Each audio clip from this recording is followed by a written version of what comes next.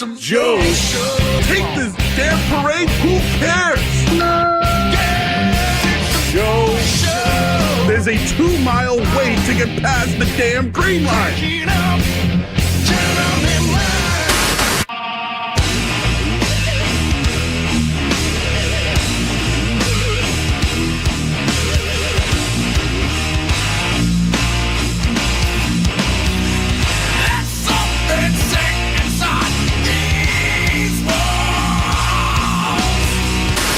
Anyone who gets scared by a bear in the neighborhood, call Joe Murray. I happen to trust Joe Murray. First time I ever met Joe Murray was at Joe Murray is off tonight.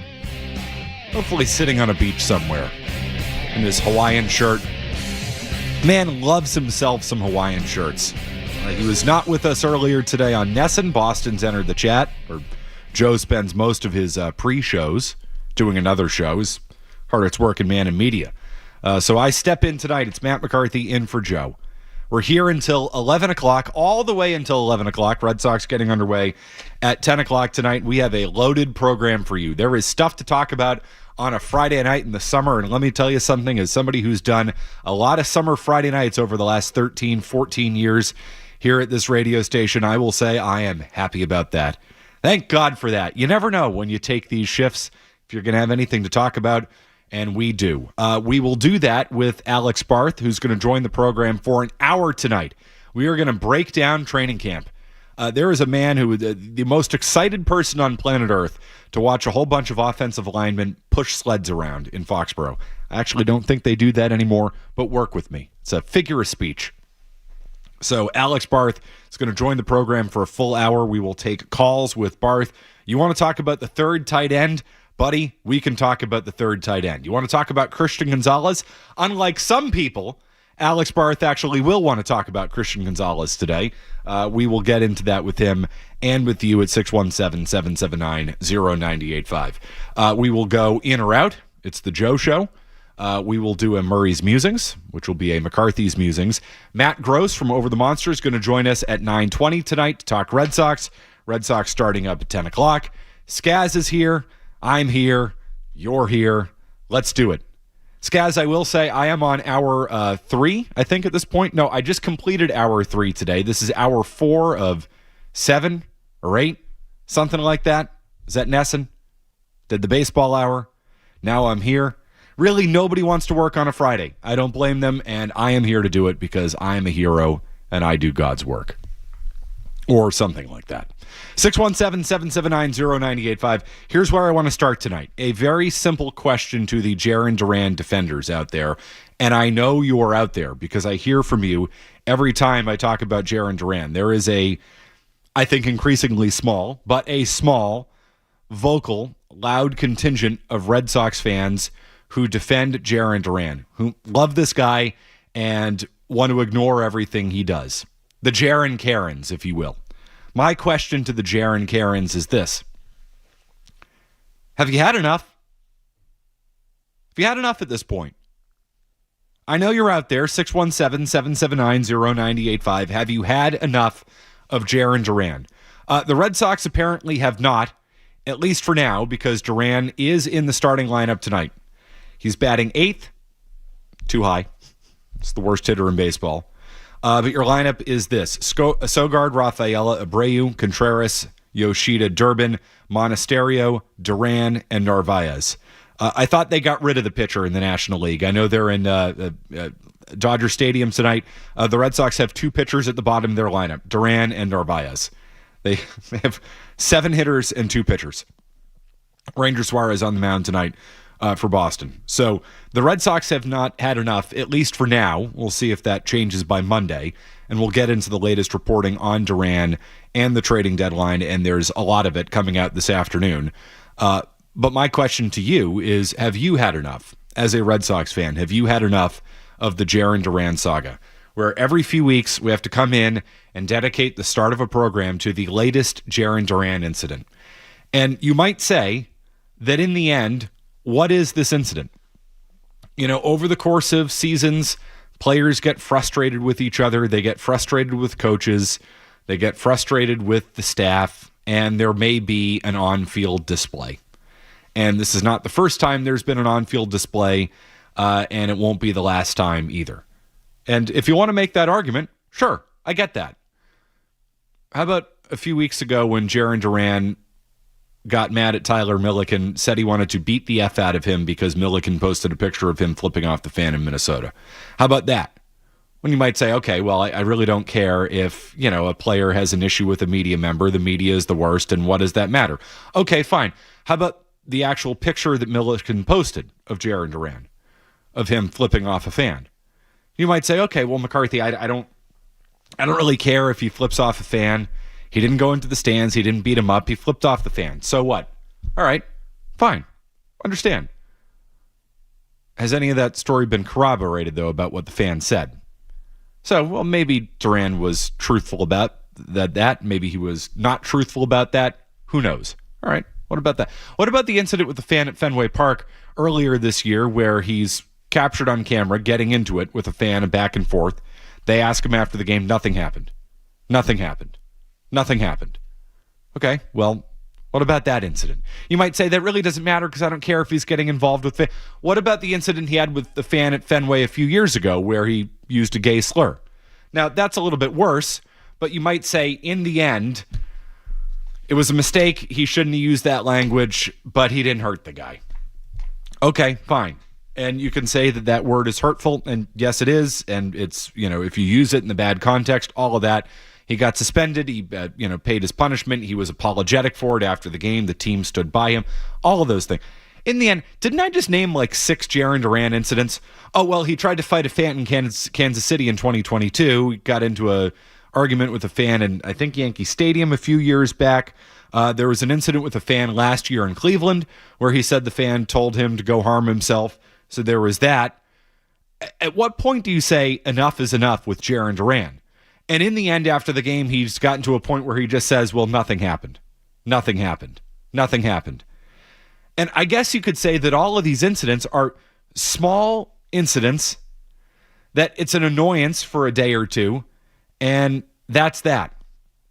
Okay, if it happens one time, fine. If it happens 2 times, fine. If it happens 3 times, now you start saying there's a pattern. If it happens 10 times, you start to say that this is who Jarren Duran is, and at what point is it worth dealing with this crap? At what point is it worth going up to Jarren Duran after the game, asking him what happened? Hey, Jarren, what exactly happened last night? Skaz, if you would. After the fly ball to left field with Contreras on third and went out, it looked like you were gesturing back towards third.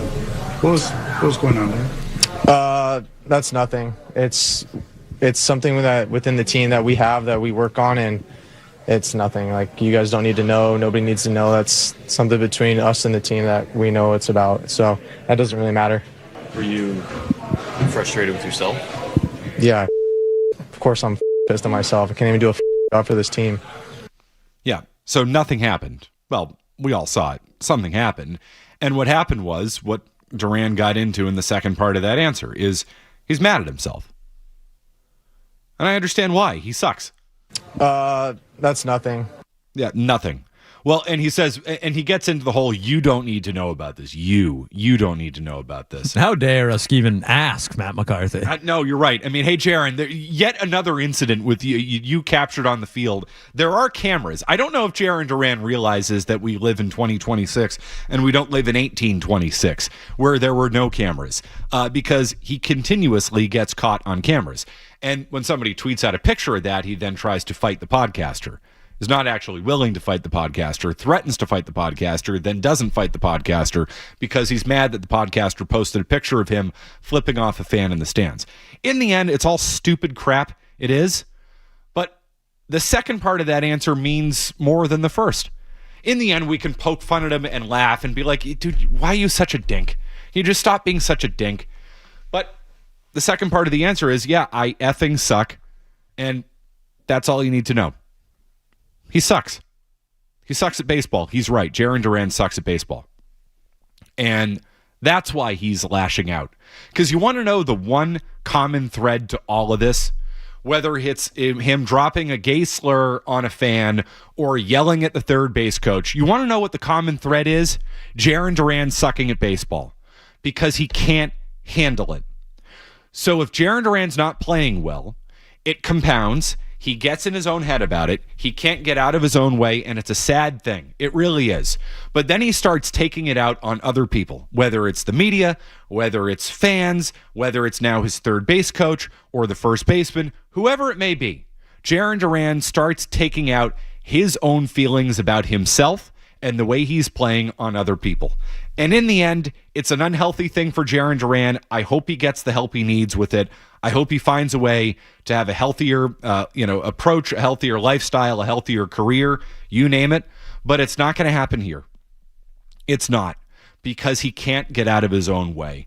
In the end, Jarren Duran isn't yelling at you or the media or Chad Epperson or Wilson Contreras. He's not yelling at any of those people. He is, but really, he's yelling it at himself. And it's a sad thing to watch. It is. I feel badly for the guy. However, with each passing incident, I don't feel as badly as I did the previous time. And now we've had 7, 8, 9, 10 of these incidents at this point. And by this point, my sympathy for Jarren Duran has pretty much run its course. And the Red Sox sympathy for Jarren Duran should run its course at this point, because now the Red Sox are starting to look like fools continuously standing by him. Is he worth it? Is he really worth it? He's batting 195. It's not going to happen. Not going to happen here. He's never going to be the player he was in 2024 again, because he can't get out of his own way. There's too much baggage. And I think there's too much baggage for Jarren Duran in Boston. You want to do right by Jarren Duran? Get him the hell out of here. It'll be good for him. It'll be good for the team. It'll be good for everybody, so we just don't have to deal with Jarren Duran anymore. Maybe you'd put up with it if he were the player he was in 2024. But he'll never be that player again, because he can't. Not that he doesn't have the ability or the skill. He can't. He can't be that player again. He's not going to allow himself to be that player again. He's going to get in his own way. And along the way, he's going to start yelling at you or fans or the team or teammates or me or somebody else. He's going to pick somebody to have a fight with because he's just fighting himself. And it's sad. It is sad, but it's not as sad as it once was. Get him the hell out of here. I'm done with this, and you should be too. But I do know there's a segment of fans who feel strongly about Duran, and they don't want him to go anywhere. I just wonder, do you even still exist? 617-779-0985. Enough is enough with Jarren Duran, and I think the Red Sox have finally realized that they've stood by him and, frankly, enabled him for too long. Their behavior with Jarren Duran is enabling. And I think, and that's like a lot of enabling behavior, it comes from a good place. I think they've wanted to support him. They've done what they could to support him. At this point, enough is enough. The reporting on Jarren Duran that's come out today, we will get to that. I see on the phone lines. We will get to you next, I promise. 617-779-0985. It's Matt McCarthy in for Joe Murray. More Joe Murray coming up. Jarren Duran, or having to defend Jarren Duran after last night. Admittedly, those comments didn't land for me, but I'm not going to come in here and rip the manager for, once again, Jarren Duran putting him and the rest of the organization in a tough spot. And to me, enough is enough with Jarren Duran and these antics. It's not worth it. It's not worth it. He's not a good enough baseball player to justify it. You can't get away with this crap when you're hitting 195. But he's back in the lineup tonight. And we'll get to your thoughts. 617-779-0985. John's in Springfield. Hey, John. How are you, Matt? Hey, what's up, man? Not much. So, yeah, as far as all things Jarren Duran, I think it's a top to the bottom with who's the enabler here. Chad Tracy and everybody else in the dugout let him do what he did. Not one person on the team or a manager went over and told him, that's enough. Let's take a walk up the runway. They just let it go on because, I don't know, they're afraid of him. That doesn't go with the team building, so everybody just sits there and has to soak it up like a sponge. That's poor management, on-field management, and front office management. that is not good winning baseball teams actions at all. Yeah, I mean, John, I would agree with you on that. I mean, Wilson Contreras, of all people, and I think Contreras has gotten a lot of credit for the way he handled last night. He just kind of shrugged it off because Contreras is, and I say this as a bit of a compliment to the guy, a loose cannon.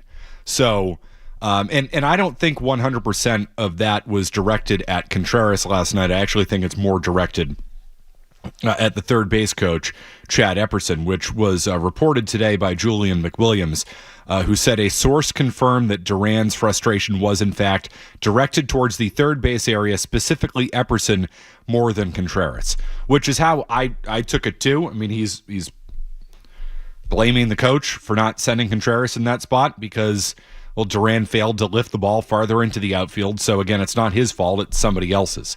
And Contreras just let it roll off his shoulders and was, more than professional about it post-game. But I think the caller's getting to a good point that because the organization, I think, tiptoes around Jarren Duran, that everybody just kind of lets it happen. Like, it is what it is. Or you just become numb to it. Sometimes when you're dealing with somebody who has challenges and they do some unhinged things, you just have a tendency to ignore it. It's like, well, it is what it is. It's just a day that ends in Y. Jarren Duran is going off about his own thing. So you do become unfazed and unbothered by it. I don't think keeping Jarren Duran on the roster is going to ruin anything in the clubhouse or anything like that because I don't think people pay that much attention to it. It's just Duran being Duran. It'll be addition by subtraction, though, on the baseball field, where he's batting 195, and it's not going to get much better than this. And I do think the front office has put Tracy in a spot. I mean, what's Tracy going to do? I mean, is he going to go out there and make a scene with Duran and tank his trade value even more? No, to be totally honest, there have probably been conversations about how you handle Jarren Duran. I would imagine there have been conversations. There should be conversations organizationally about how you approach him. And my guess is the attitude is just ignore it. And if he tries to go into the stands, grab him. That would be my approach. But again, it puts Tracy and everybody else in the dugout in a tough spot. How about Tyler and Lynn? Hey, Tyler. Hey, how's it going, guys? What's up? Yeah, so basically I agree with everything you say, but Jarren Duran, like many other people, deal with mental illness, and it's a horrible thing. I hope he gets the help he needs, but once it starts affecting other people, especially his teammates, then it becomes a problem. I think he has to go immediately, and they just got to be done with it. That's all. Thank you, guys. Tyler, I think you're hitting on an important point, and how we talk about, Duran's struggles with mental illness and how open and honest he's been about that. And I think a lot of that has been good. You go back to the stories he shared in the Netflix documentary, which, by the way, if you haven't watched, it is a good documentary. And I know a lot of people, said the 2024 Red Sox kind of sucked, so you weren't that interested in it. There's some good stuff in there. I enjoyed it. And I'm not just saying it because I close out episode 5. They do use my audio for that, or episode 6 or whatever. I'm not just saying that. I didn't even know they did that until I got to about episode 5. So I'd watched the whole thing. It's some good stuff. And Duran's a huge part of it. And he is a sympathetic figure in it. You hear about his upbringing and, the relationship with his dad in particular. And there's some eye-opening stuff there. But I think Tyler hit it on an important point. You can have sympathy and have a lot of empathy for people as they're going through mental health challenges. And it's a horrible thing to watch. Every single one of us probably knows somebody who's gone through a significant mental health challenge. It's terrible. It's terrible to watch. But when those struggles begin affecting other people negatively, or you start lashing out at other people because of those challenges, that's where it becomes unacceptable. And that's where, the responsibility has to be put back on the challenged party, the person, whoever it may be, in this case, Jarren Duran. You have to put it on Duran where you have to say, listen, man, you're almost a 30-year-old adult, a human being. You can't keep carrying yourself this way. This can't keep happening. Because in the end, what are you going to win with Jarren Duran, not only on the field but off? It's just something that you shouldn't have to deal with. These are, professionals in there. They're trying to go in and do their job. I mean, does Chad Epperson need this? Does Chad Tracy, who's already got a tough enough job as it is, as an interim manager taking over for Alex Cora, need this? Does he need to be dealing with a Jarren Duran comment or outburst or incident every 2 weeks, every 3 weeks? You're just making everybody else's life more difficult and more challenging. And my answer at this point is a resounding no. The Red Sox do not need this. And it does feel to me like this incident, while perhaps no different than any other incident that Duran has had, it feels to me that this incident is the one where people are finally saying, okay, enough. Even the, ardent Jarren Duran supporters and defenders who I hear from every single time we talk about Jarren Duran, because trust me, it happens a lot. Normally, I've got the phone lines loaded up with people who want to defend him. Right now, these are the number of Jarren Duran defense calls I have. 0, none. Nobody on the board saying they want, they want to defend Jarren Duran. Maybe you're lying to me. I don't know. Normally when I look at the board, it says what you're going to talk about, or it says what your theme is. Right now, the number of people who want to defend Jarren Duran, 0. You're not making the call. And maybe it's because this finally was directed at a teammate or a coach, and it wasn't directed at a fan or a media member. Nobody's going to defend the media. Fans have no interest in defending the media, nor should you have any interest in defending us. You really shouldn't care if he threatens to fight Tyler Milliken. I care because Milliken's my friend, but you as a fan should say, in the end, what does that have to do with the baseball on the field? The answer is nothing. But Jarren Duran's a 195 hitter, so maybe people have just finally come around to the idea that the Red Sox, or that Jarren Duran is not a good baseball player. And I think the Red Sox have come around to that idea as well. And they've also come around to the idea that Duran is not worth dealing with at this point, because he isn't. This from Julian McWilliams in his piece, MLB Trading Deadline Notebook, what we're hearing on the Red Sox, Giants, George Springer, and more. And Julian McWilliams does a great job covering Major League Baseball. I think he's tied in with the Red Sox, does a good job covering it for CBS Sports. He wrote this with the subheadline, Red Sox willing to move Duran. And he writes, the Red Sox, clear buyers after a 15-game winning streak helped them surge back into the playoff race, are willing to trade outfielder Jarren Duran before Monday's deadline, multiple sources told CBS Sports. And what he continued to write was, compounding Duran's lack of production have been repeated emotional outbursts, an issue that has followed him throughout his major league career. The latest example came during Thursday's game, where he went on to write about Chad Tracy defending Duran. McWilliams said this, a source confirmed that Duran's frustration was in fact directed towards the third base area, specifically Epperson, more than Contreras. Much of Duran's past controversy is centered on interactions with fans, at least publicly. This incident, however, has raised more eyebrows because of the frustration was directed at a coach and to a lesser extent a teammate, prompting one league executive to ask, quote, is he really worth the headache anymore? Unquote. I wonder if that league executive is a Red Sox executive. I wouldn't be surprised if that is a Red Sox-related quote. I have no information on that, but I do wonder. McWilliams went on to write, that said, despite Duran's struggles this season, he's still believed to have a market, though not nearly one he would have had commanded had Boston moved him at last year's trading deadline. As one person put it, teams remain well aware of Duran's talent, particularly after his breakout 2024 campaign when he was one of the best players in baseball. Even if he never replicates that season, evaluators believe he can still be a valuable contributor on a contending club, offering a rare combination of speed and power that can be deployed in a variety of roles. I'm not willing to go that far, but I am willing to say he's going to be better somewhere else than he is here. The timing of this McWilliams report I find fascinating. It, of course, comes less than 24 hours after the Duran incident, and this is how I read it. This is how I interpret it. May be wrong, but this is my general interpretation of this report and the timing. This is the Red Sox saying to the rest of baseball, we are open on Duran at this point. Market's open. If you go back to the offseason, Jeff Passan reported the Red Sox have been trying to trade Jarren Duran for a couple of years, but they have not been willing to trade him for anything less than 100 cents on the dollar. The Red Sox made the argument, according to Jeff Passan this past offseason, which was one of the defining reports of the Red Sox offseason experience, that the Red Sox wanted a 7-WAR return for Duran. The rest of baseball was offering a 4-WAR return. They thought he was a 4-WAR player. The Red Sox said no, he's the 7-WAR player he was in 2024. The rest of baseball balked at that. That's why Duran did not get traded. My sense with this report now is that's the Red Sox saying it's open season. We are coming off of that ask. You want Jarren Duran? We're not asking for 7-WAR players anymore. We're not asking for that type of return. You want Jarren Duran? Give us a call. We are listening. My sense is Duran is gone by Monday at 6 o'clock.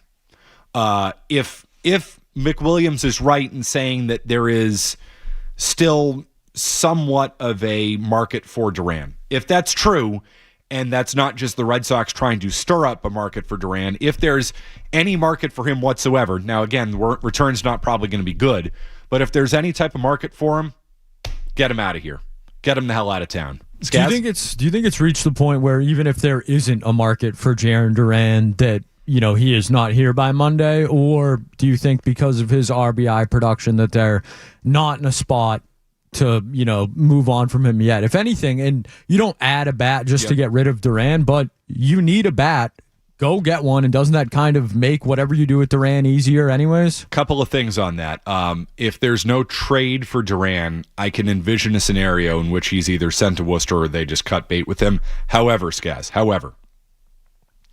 that is not as likely a scenario, first and foremost. It's also dependent on what they get at the deadline. I think sneaky a need for them is left field. Now, we have reporting, or Chad Tracy said last night that Roman Anthony has started swinging a bat. How confident are they in Roman Anthony's return this year? If they feel like, he's swinging a bat, okay, he needs a short rehab assignment and he can be up in the next couple of weeks. If they're that bullish on it, all right, then you get it by with Jahmai Jones and Masataka Yoshida as an outfield platoon for a few weeks, and you bite the bullet on putting Yoshida out there. Or in a different scenario, you go out and trade for somebody who can play left field, somebody who can play a little bit of outfield. Their preference definitely is to trade him. Remains to be seen if they just designate him for assignment or hold on to him for the offseason to try and trade him then when there are more suitors, more buyers for players like Duran during the offseason. I don't have an answer to that, but I believe strongly that when I read this report, this is the Red Sox saying we are 1,000% open for business on Jarren Duran, and you do not have to blow us away the way you would have this past offseason, which was a mistake.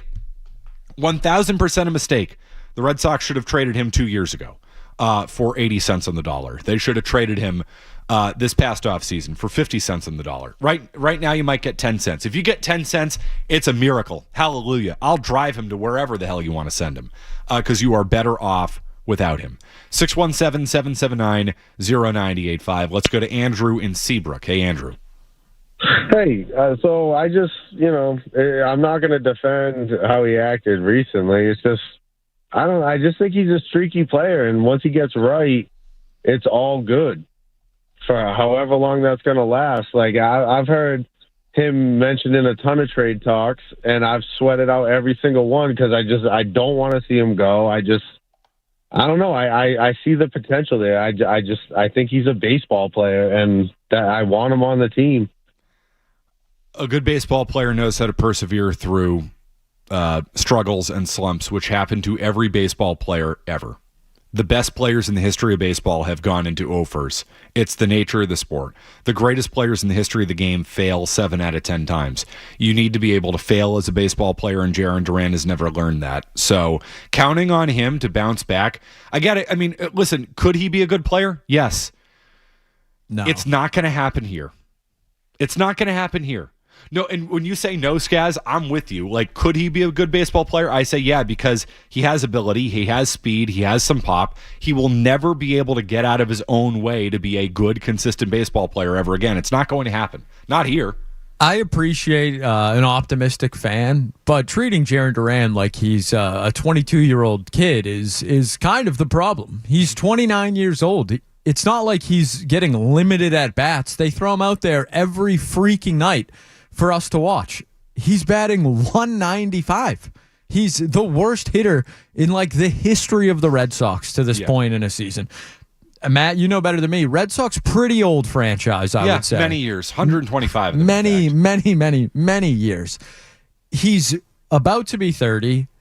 He is who he is. I mean, I don't want to crush the guy. He's been getting crushed nonstop, but like, it's not one incident. It's not 4 incidents. It's 6, 7, whatever it is at this point. Like, believe the guy when he shows you who he is. Like, I don't think it needs to be anything more than that. He's a 195 hitter who is more of a distraction than he is an asset.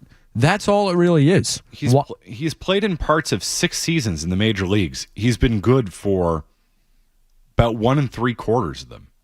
Like a good, over 800 OPS kind of player. He is who he is, man. Yes, guys, you couldn't be more right about it. And the guy says, like, he's a baseball player. I would kind of argue that he's an athlete who plays baseball. I agree. I don't think he's a baseball player. It's like when I used to watch Josh Smith on the Hawks. Unbelievable athlete. He was not a basketball player. It's, you can be an all-world athlete and kind of still stink at your sport. 617-779-0985. I see on the phone lines. We'll take care of you. Quick update, and then we'll be back. It's Matt McCarthy in for Joe Murray.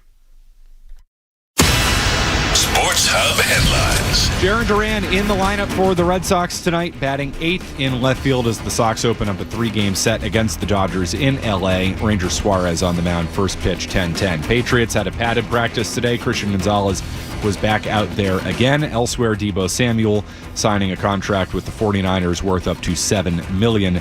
CBS Sports. We'll have to ask Alex if he's, one of the media members that Jarren Duran has tried to fight over the years. Threatened to fight and then not fought. Because that's normal behavior, totally. You can't fat shame Alex Barth, though. No, you can't. Definitely not. You can. I mean, he did try to fat shame our guy Milliken, and then Milliken went up to him, and Duran, who, again, had promised to beat the F out of him, then did not beat the F out of him.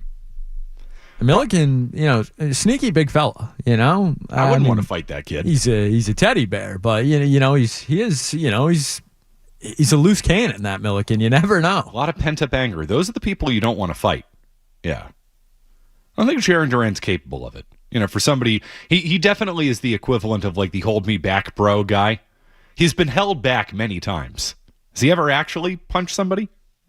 Curious. To you, 617-779-0985. How about Jeff in New Hampshire? Hey, Jeff. Hey, Matt, love your show, really. And I originally was going to call and say, can we please talk about the Dodgers game? With all that being said, you sucked me in, so good job.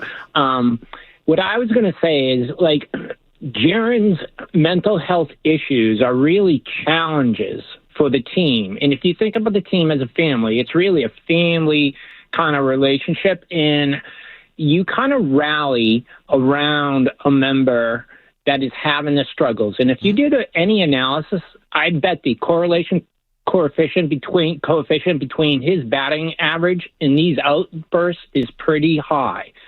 And they just need to turn him around, I think, from a mental health perspective, and that will kind of accomplish other things. But I also think it's like a child on an airplane that has issues. He affects everyone.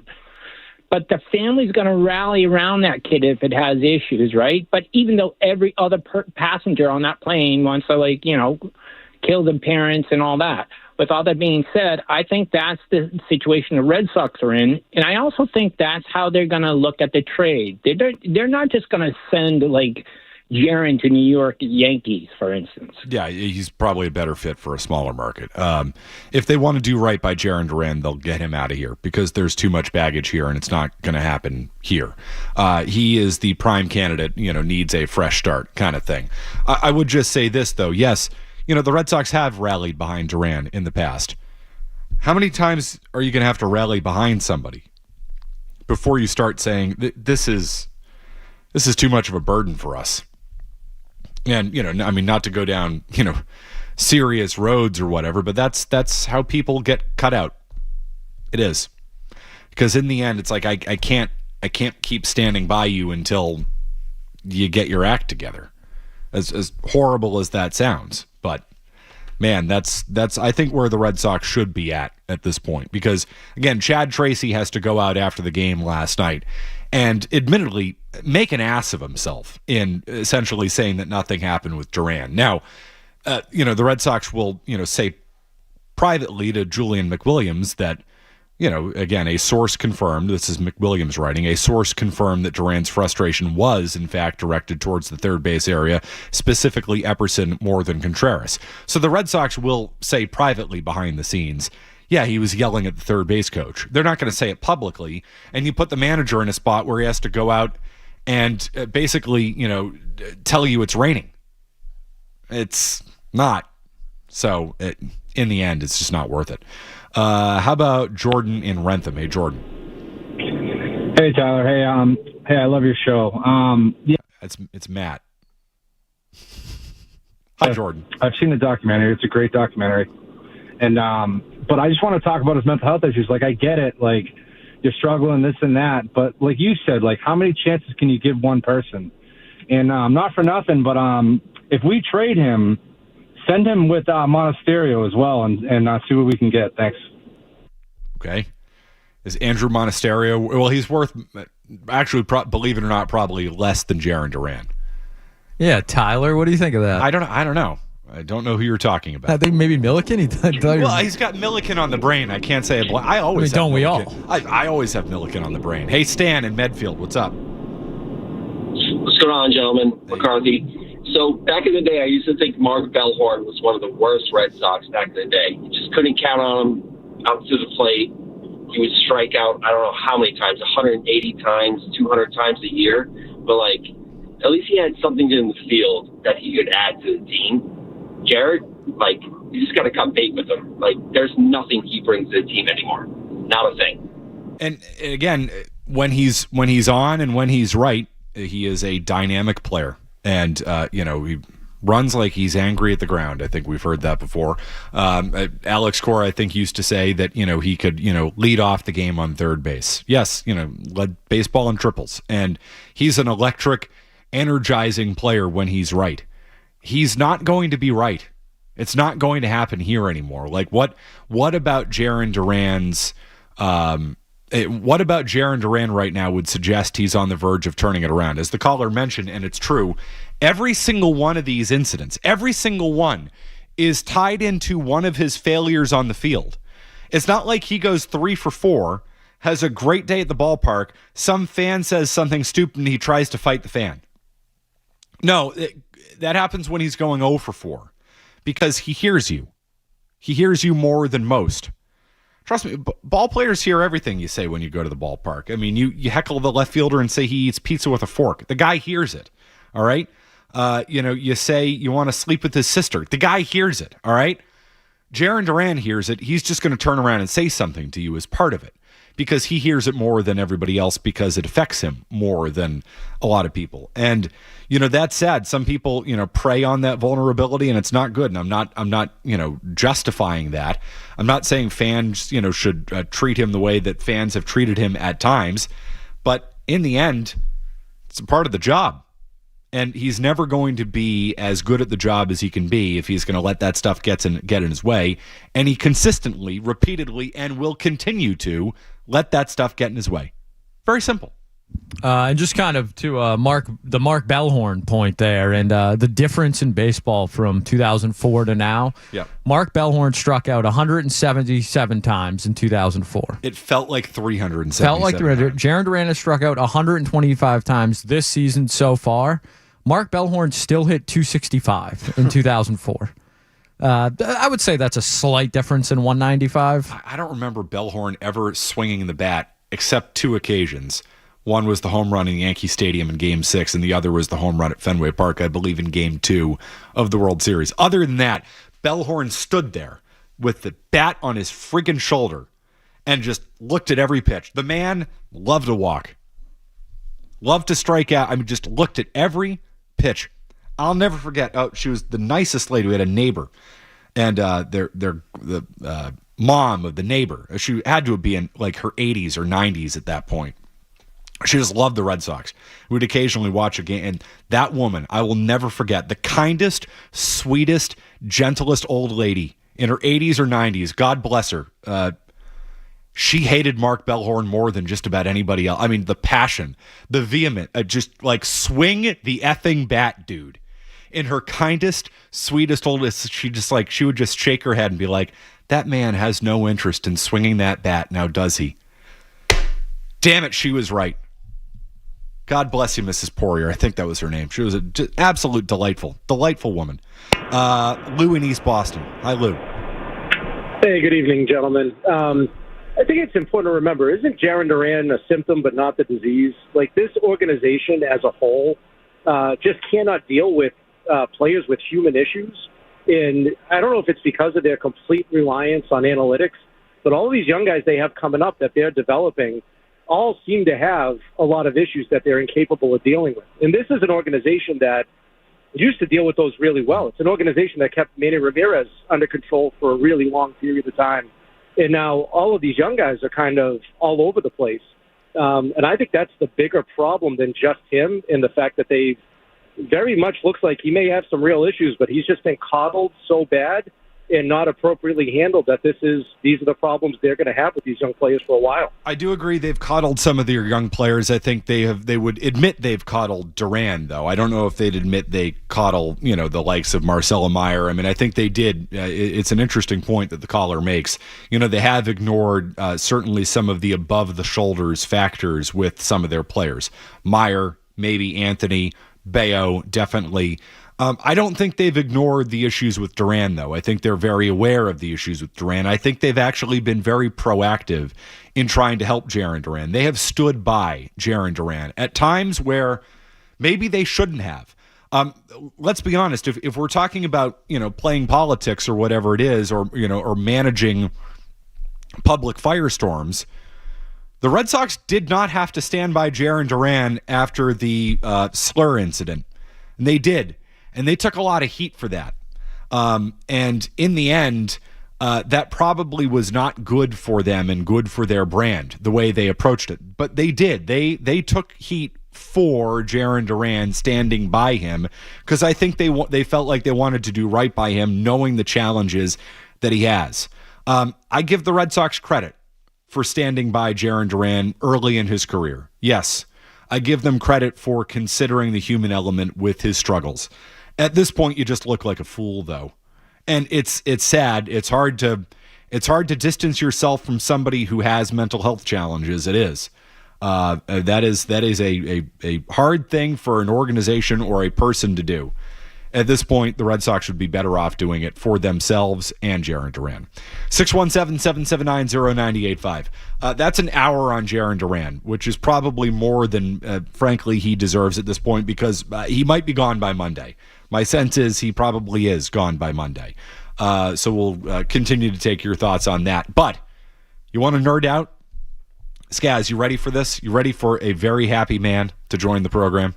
Who else but Alex Barth when padded practice has started? Alex Barth is going to join the program for the next hour to talk Pats with you. 617-779-0985. We continue on the Joe Show. It's McCarthy in for Joe. You're listening to Joe Murray on 90.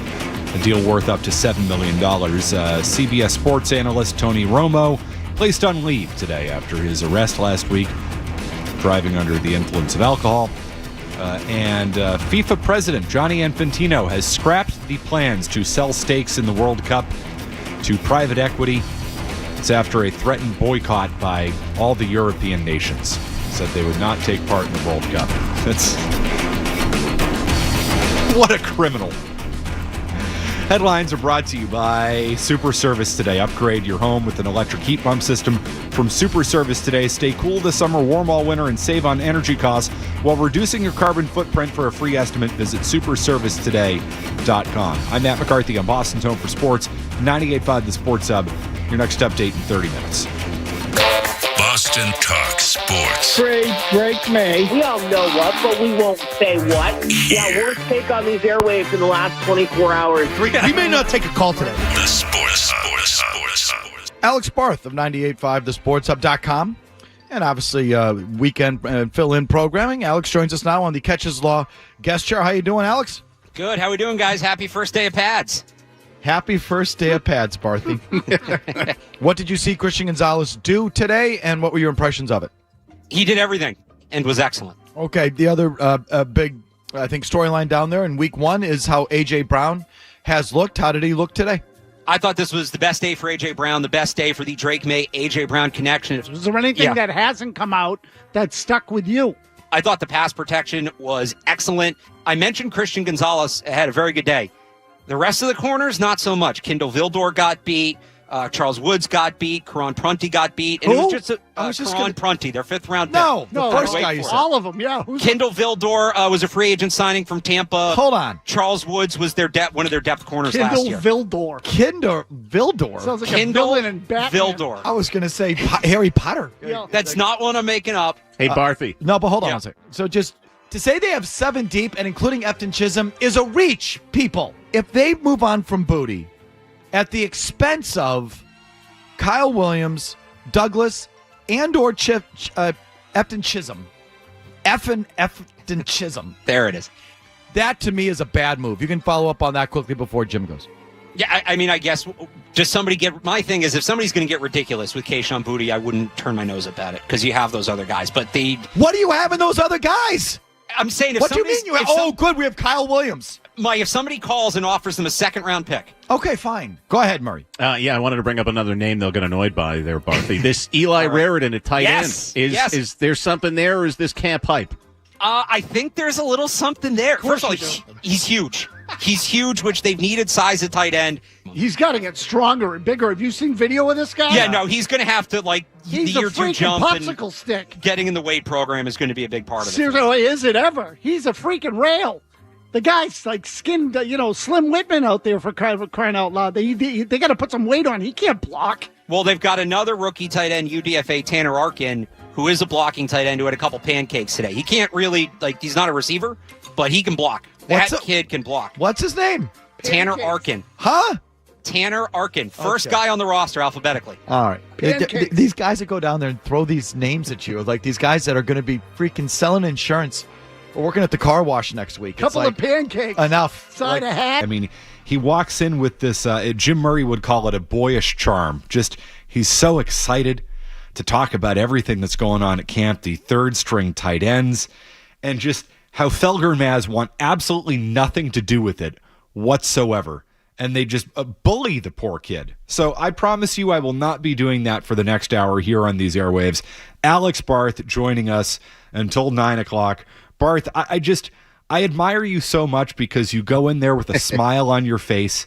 They hate everything you say, and you just have a smile as you walk out. You're like, I'm just here to talk about football, and I'm so happy to talk about football. It's actually really nice to have a guest on the Felger and Maz program who wants to talk about anything related to football whatsoever. Contracts, doesn't matter. Just very happy to go on there and no matter how they treat you or what you say, just give them a smile and a take back at them. It can't be that hard, but you do your thing. And I admire you so much for it, Alex. Thank you. Well, meanwhile, I mentioned that and I appreciate that. I mentioned that the cornerback depth is a little concerning, and they blew right by that. And I get it. Kendall Vildor is quite the name. And I forget, there's something else I said in there too that I was like, I thought was kind of putting the carrot on the stick right in front of them, but they're losing mostly their positive. But they've looked good. Mostly positive, but the Patriots have looked good. I said elsewhere in that interview, we were talking about the pass protection. And I don't think the pass protection was as good today as it was yesterday. But there's also this recalibration because the first couple days of pads the last few years, it's been the same take, which was, I don't know how good the quarterback is because he's got rushers in his face as soon as the ball snapped. I don't know what's going on. And now that's not the case. So it's been refreshing to see a camp that actually has a healthy back and forth between the offense and the defense and the offense maybe even being ahead. As opposed to maybe last year wasn't as bad, but like the 2 or 3 years before that where it was I mean, the first day of pads was just the offensive line getting wrecked, and that's what it was. And they had a really good first day of pads this year. You let me know this, Barth. It feels to me like this has been their best start to camp in a little while, in the sense that they're really, not to say aren't major storylines coming out of camp, in the sense that even the biggest storyline, which is Christian Gonzalez, well, yeah, he's out there. It's not a hold-in going on. He's out there. He's participating. Drake May looks pretty good. A.J. Brown's gotten better since they put the pads on. Like, it doesn't really feel like there is the overarching bad news or bad story coming out of camp. I mean, even last year, which was a better camp than 2 years ago under Gerard Mayo, as you pointed out, the offensive line did not look good. The joint practices, if I recall, were not great. I don't know. It feels like everything's kind of smooth down there.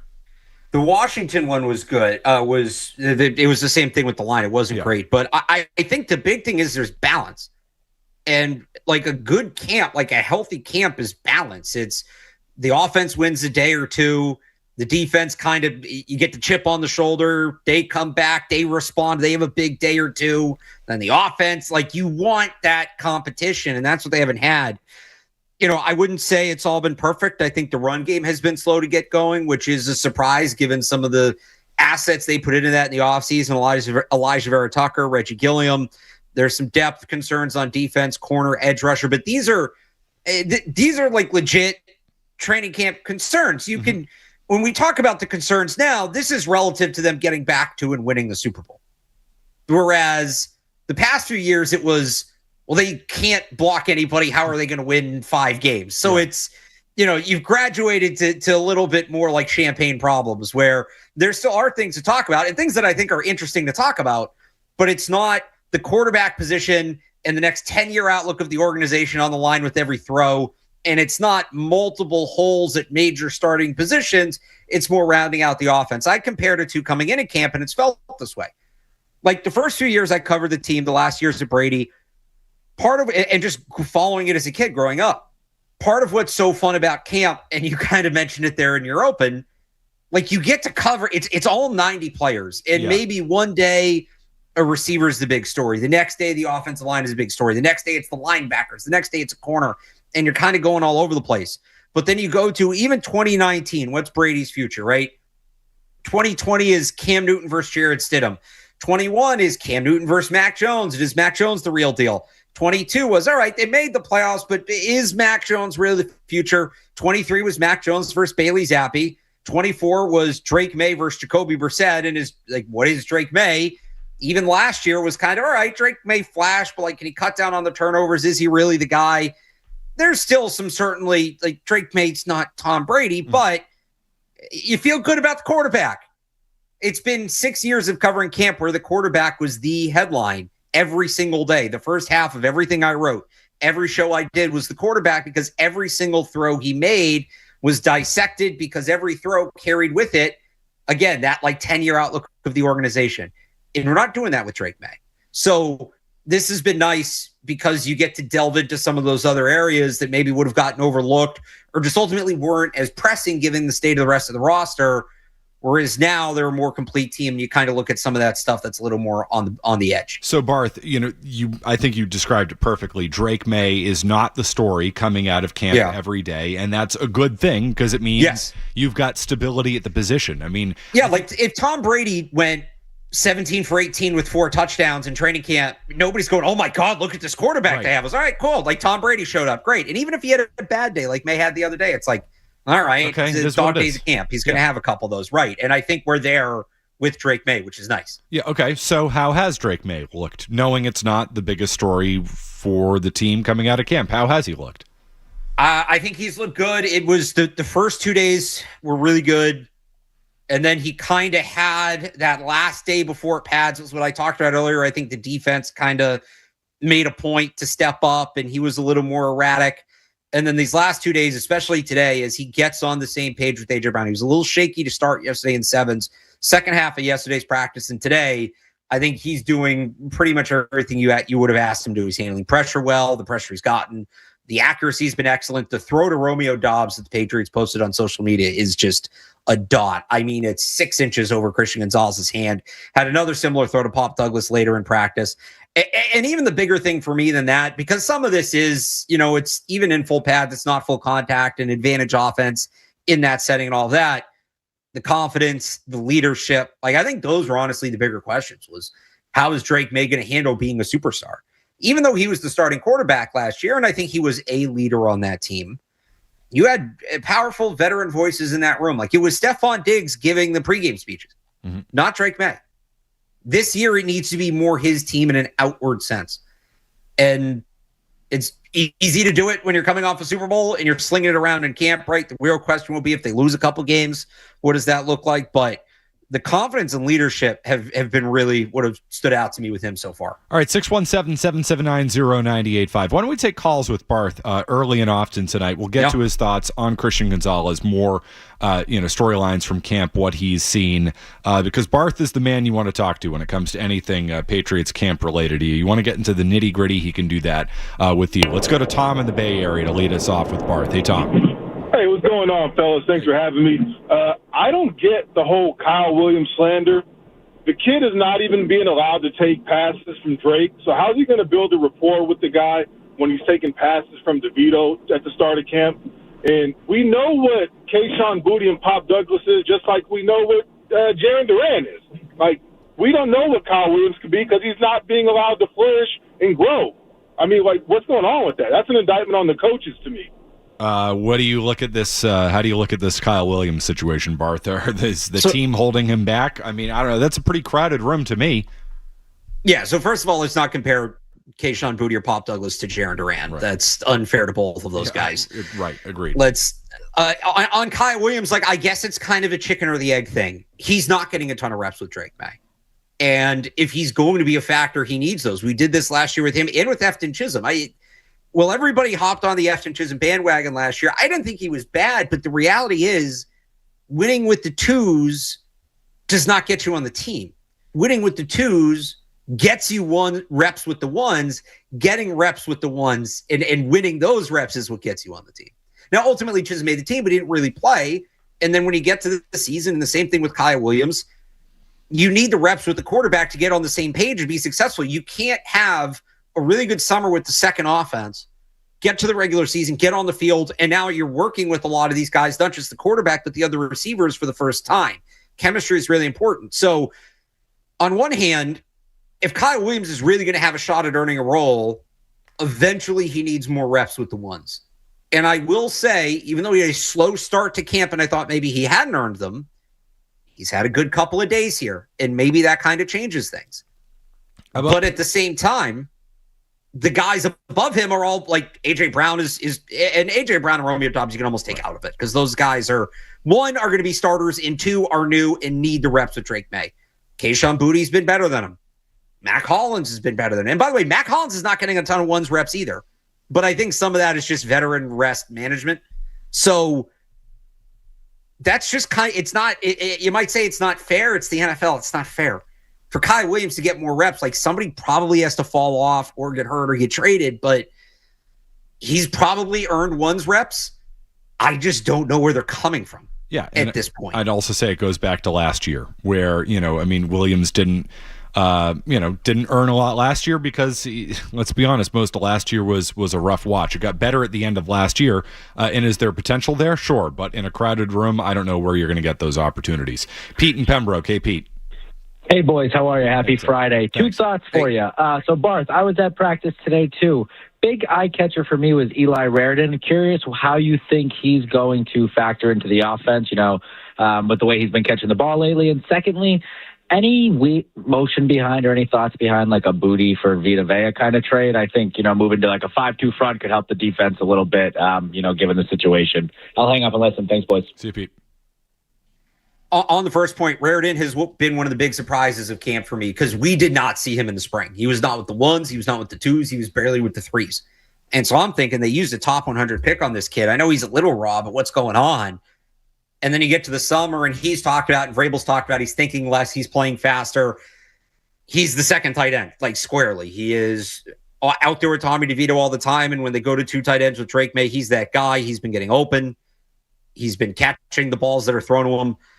To me, I think right now the outlook, and it's 5 days into camp, he's got to keep doing this, right? But if this is who he is, you're looking at an upgrade over Austin Hooper, certainly as that second tight end as the pass catcher. The real question to me is, can he give them an element as a blocker? And so they can play real 12 personnel, 2 tight end sets.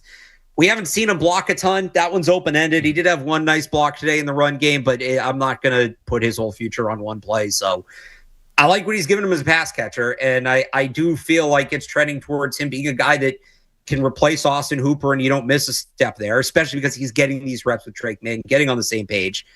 I got to see the blocking before the hype train really leaves the station, though, because that's when you go to, okay, right now it's all right, he probably would be a good second tight end. You want to talk about him potentially being a future starting tight end down the road, and this is multiple years. He's got to get in an NFL weight program and put some size on, but, the blocking technique. Kayshon Boutte for Vita Vea. I guess I wouldn't say no to that, because Vita Vea is a really good player, and, you talk about what they might be losing and losing Kairos Tonga. This is an upgrade and then some. One of the best, if not the best, nose tackle in football. There's an old Belichick saying it's not about collecting talent, it's about building a team. Vita Vea is 31. He's going to last year of his deal. He probably wants to get, part of the reason Tampa's going to trade him is because he wants a new contract. I don't think you're trading for him. And that's the reason Kayshon Boutte wants to get traded, because he wants a new contract. Right. So you might say, okay, they can't pay a wide receiver right now because of all the depth and all of that. And with Kayshon Boutte, you're paying for potential. You're not paying for proven production. With Vita Vea, you're paying for proven production, but he's going to get a big contract. And you're going to pay Christian Gonzalez, I think, soon. You're going to pay Drake May next year.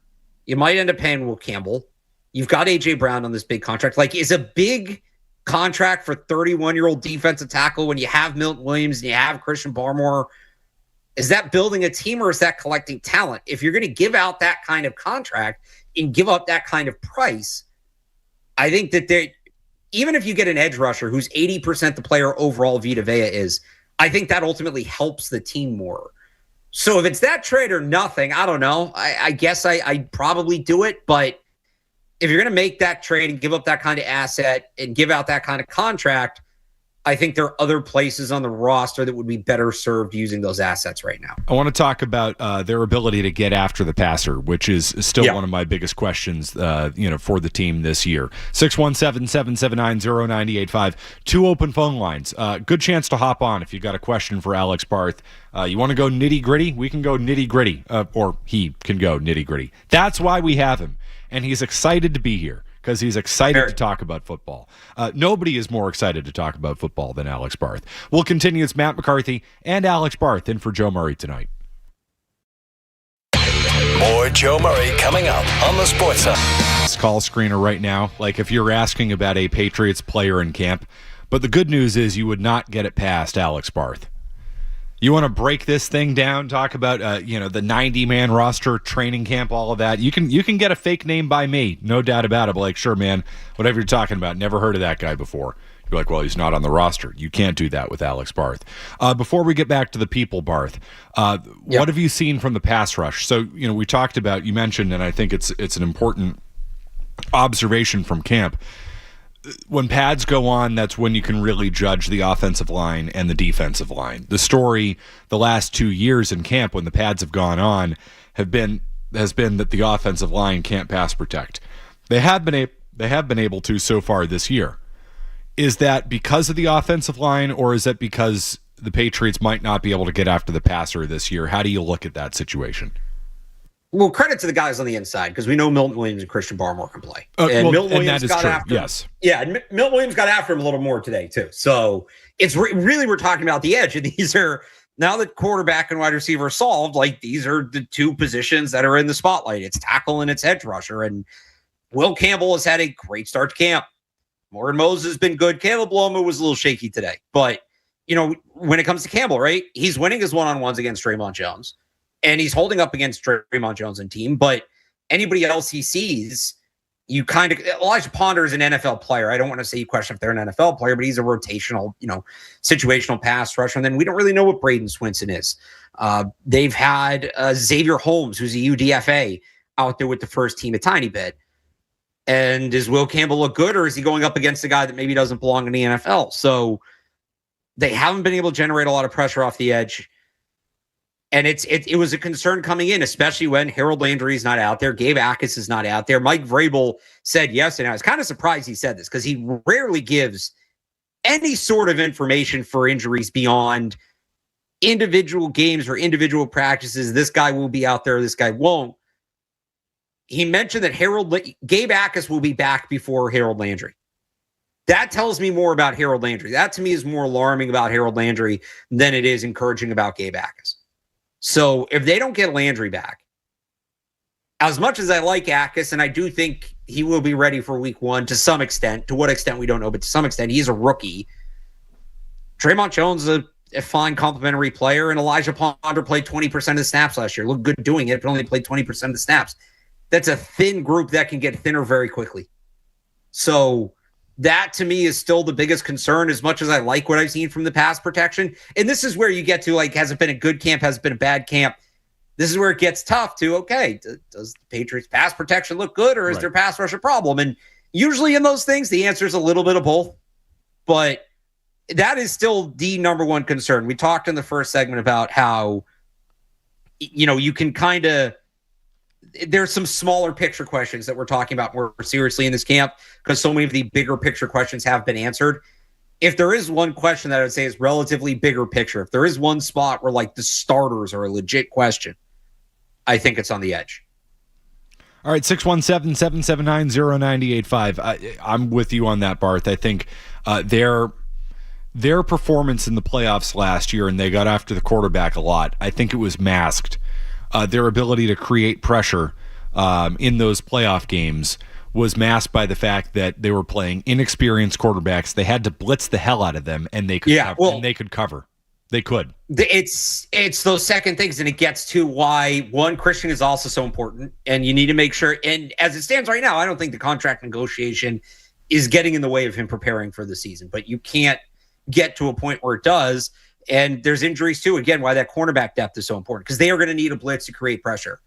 They have the secondary that will allow them to do that. But if guys start getting hurt, that changes dramatically. Dramatically. Dramatically. It's so dramatic you have to combine both words. That would be my approach on that. Matt and Braintree. Let's go longest order of wait here. Hi, Matt. Hi, Matt and Alex. Alex, I talked to you a lot during the draft time about Caden Proctor, and I just wanted to know quick if you thought that was nuts how far he dropped. And then secondly, I know we're talking about today's Patriots, but I was curious both you guys' opinion, because I value it. Just if you guys saw Mac Jones on Bussin' with the Boys, and just kind of his comments about how bad it was here. And I know it could be chalked up as yeah, you sucked here, buddy. Now you're out of here. You can say whatever you want. But I guess I just wanted you guys' opinion just on what he had said, if you had seen it. Barth, could you be quick on both of those things? Because we got a lot of people who want to talk about this year's team. Yeah, Caden Proctor, who fell to he tackled from Alabama, went to 12. I don't think that was much of a fall. I guess him going behind Fano was a surprise. Miami might play him inside, I guess. Some teams viewed him as a guard, but it was a weird tackle class. It was all very clustered. The Mac Jones interview, look, I was somebody who was saying at the time, Mac Jones isn't perfect, but the Patriots did not put him in a situation to succeed. If anything, they created a situation where he was more likely to fail. It's unfortunate for him. It ultimately worked out for them because they bottomed out and again ended up with Drake May. He was a better player than Mac Jones, but you don't root really for anybody's career to be the card stacked against them and trying to establish a career. And I think that did happen to an extent to Mac Jones, and it's kind of landing on his feet. I'm happy for him, but I think he made some fair points there. All right, let's go to Sam and Kenton. Hey, Sam. Hi, this is Sam Gorelick here. I just wanted to, I've known Alex Barth since high school, actually, so I'm really proud that he's doing really well on the radio. Thanks, good to see you, Alex. But yeah, I just wanted to comment on what are your thoughts on, with the Patriots and all these young players. I know they got really invaluable experience, getting to the Super Bowl, so that they have that taste of, being that close to victory. how do you think they're going to kind of react if, they have a harder schedule, they get a couple losses? How do you think they're going to react to that? He's trying to drop a sick brag on me that he's known Alex Barth longer than me, which is a long time. Barth, I thought I knew you longer than just about anybody on this planet. Outside of your parents and your brother, I thought I've known you longer than just about most. Hey, I managed to make a couple of friends in high school. Maybe not a ton, but there's a few out there. You were too busy breaking down the draft. People are like, Barth, you want to go out? No, can't. It's draft season. I will say the draft thing is a little more recent. I have always loved training camp. I've been going to training camp a couple times a year since it was at Bryant.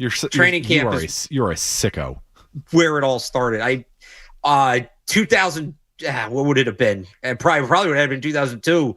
I got almost trampled by a bunch of people chasing down a Tom Brady autograph. So, to his point, to the caller's point, Sam's point, I think that they are definitely using losing in the Super Bowl as a chip on the shoulder. You've heard a lot of guys talk about it.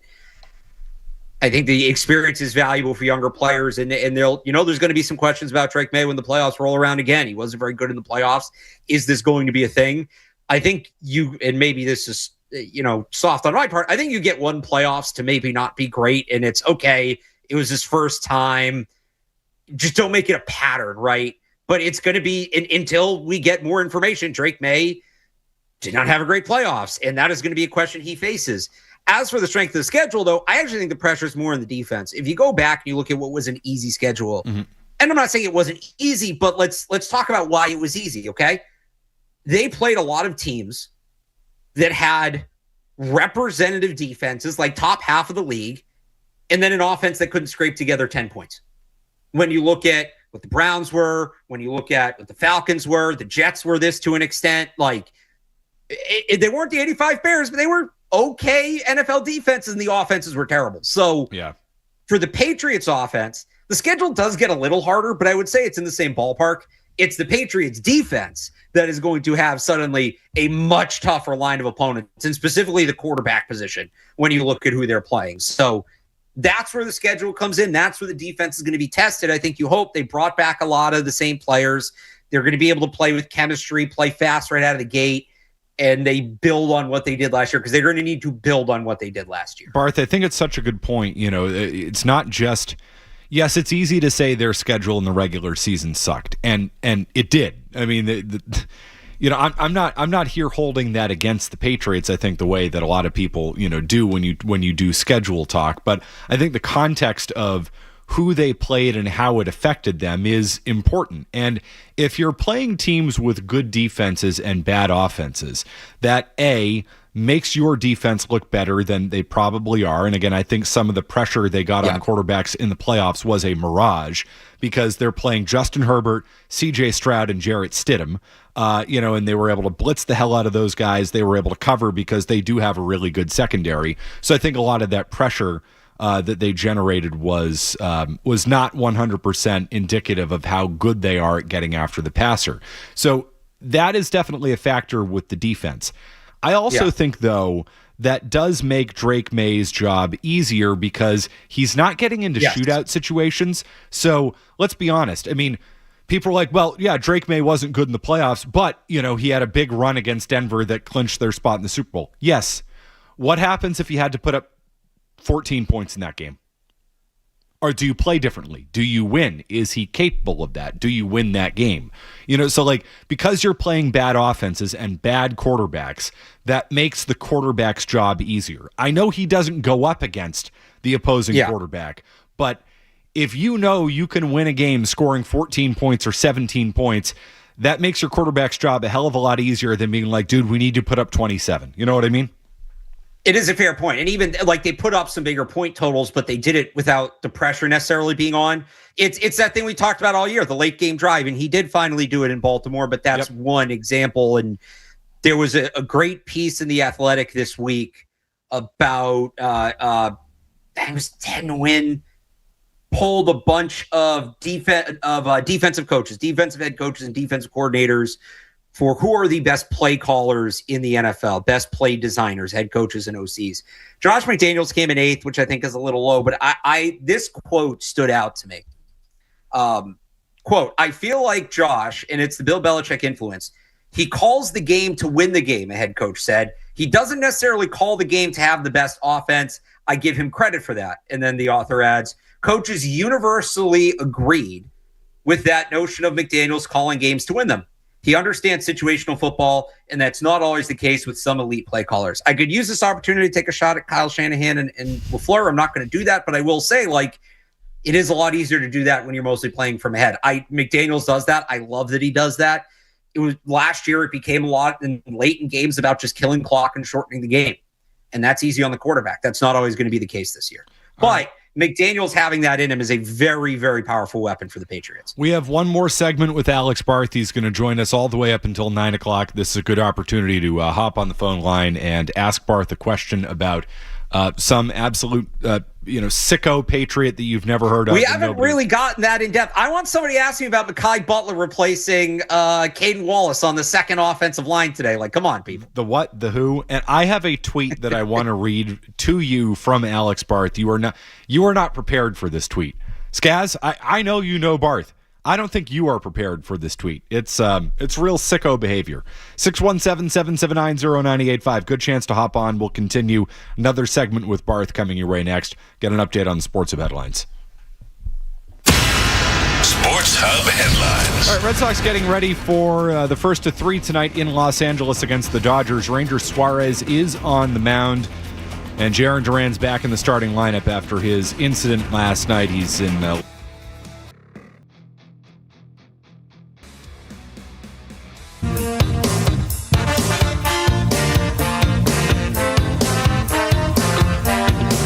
All right, it's Matt McCarthy in for Joe Murray tonight. Alex Barth has joined the program, very kind to do so, to break down everything from Patriots training camp.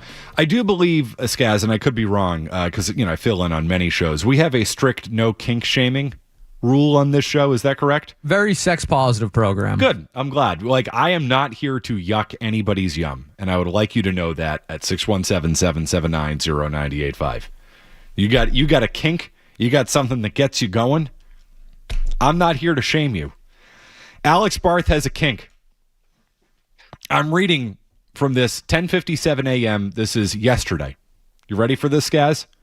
This is the dirtiest, freakiest, just sickest tweet you could ever imagine coming out of training camp. And here we are. Bryce Behringer's hang times from the first team punt period of camp looked like there was a focus on directional punting. Then he lists the hang times. 4.7 seconds, 4.80 seconds, 5.21, 4.36, 5.16. Get ready for this one. 3.68. Oh. No, that's gross. You don't want that.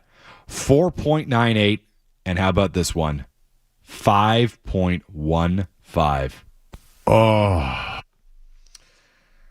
Barth, thank you for giving the people what they need and what they deserve coming out of camp, breaking down the hang times. This is not the first time you've done it. You love punters. Punters get you turned on.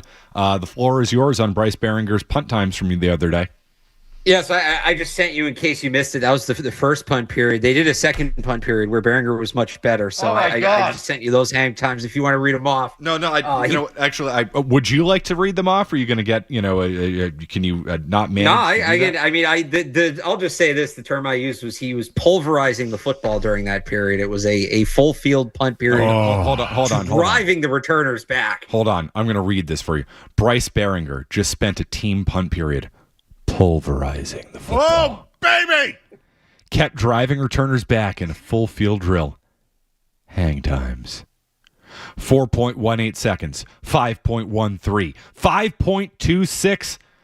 Oh. 5.08. 5.13. All those fives. Oh, my God. You want fives? You ready for this one? 5.55. Oh, baby! Oh, 5.55 hang time. 5.11, 5.32. Now that right there is not just pounding the ball, pulverizing the ball. Congratulations, Barth. I'm glad you had such a good time at camp yesterday. Thank you. I'll give you a minute to hose yourself off there. The people love the hang time punts. It was honestly my first year covering camp, they say if you're going to work in sports media, and McCarthy, you've heard this, you've got to find your niche, your angle. You can't go out and just do what other people are doing because other people are already doing that, right? So it's my first year on the beat. I'm just trying to figure it out. And I worked with Evan Lazar, who is I don't want to say anti-special teams, but doesn't have time for them. So offense, defense. So I'm like, all right, well, I'm going to cover special teams. That's going to be my angle. And I tweeted out the hang times. And Jake Bailey, I think, was either competing for his job or trying to get a new contract or something at that time. And Zoe and Beetle, and I was at CLNS at the time, Zoe and Beetle read my tweet on the air. And that was one of the first times I'd ever been mentioned at Sports Hub. So I'm like, oh, this is like a thing people are interested in. I've got to keep doing it. It's become a thing every year. People ask me on days where they don't punt, where they're hang times today. So you got to give the people what they want. And that was a very good period for Bryce Behringer. He's had a good summer. Look, they tried bringing in competition in the spring, and he beat them, but we know he struggled a little bit in the playoffs last year. He's entering a contract year, so they got to figure out if he's part of their long-term plans. He is a big camp for him. As much as you can get for a punter, it's a big camp for Bryce Behringer. We've only seen 2 punt periods. He's been good, so credit to him. But he is a player to watch this summer. This isn't just a professional thing for you. It's a personal thing for you. I don't think I'm telling stories out of school, Barth, that you do participate and run a punters-only fantasy football league.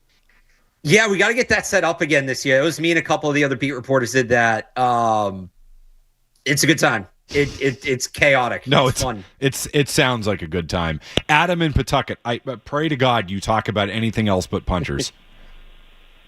I was going to say that punters only league kind of sounds intriguing, but no. But I was going to say, so this might be a dumb question, but so AJ Brown being a Patriots fan, how much? I don't know. I was thinking about it. How much do you think that comes into play this year? Does that motivate him more to be a better player on the field? That was my only question. I just want to hear what you guys want to say. I'll be honest. I think I might be more interested in punter talk than AJ Brown being a Patriot fan talk, but that's just not something that interests me. However, I am interested in AJ Brown, the player. Barth, how has he looked at camp? Yeah. You heard him when he got traded here, right? This ain't heaven, but it's close. So maybe it, I don't know, helps a little bit. I think if he's going to get frustrated, he's going to get frustrated. I don't know if he's not getting the targets he wants. I don't know how long you get by on but I'm wearing a Patriots uniform, so that's cool. Maybe a day. He's looked really good here the last couple days, and it was a slow start. Him and Drake May were not on the same page. They had, in particular, on Tuesday, the day before the off day, a bad miss where, I don't know who was wrong on it, but they both had different routes in mind. A.J. Brown ran a go. Drake May threw it to cut inside. The ball landed close to nobody. And then the last two, yesterday, some of that timing and chemistry stuff started to come along, and it was quick hitters. And you didn't trade a first-round pick for A.J. Brown to throw him quick hitters. You did it to throw him the deep ball. But that was a first step. And then today you saw some of those more downfield progressions. And really the bigger thing to me, no miscues between the two.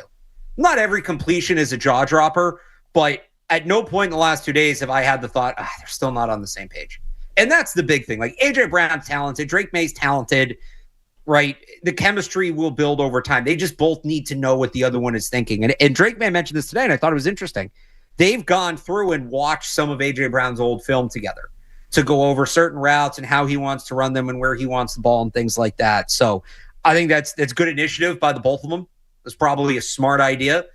And you can see here the last couple of days some of that extra work paying off because, again, they're on the same page, which is that's just where they need to get for this point, and it looks like they're there, which is good. How about Jacob in New Hampshire with another thought on the wide receiver room? Hey, Jacob. Hey, Matt. Hey, Alex. Hey. Thank you. I almost need a cigarette after that previous segment.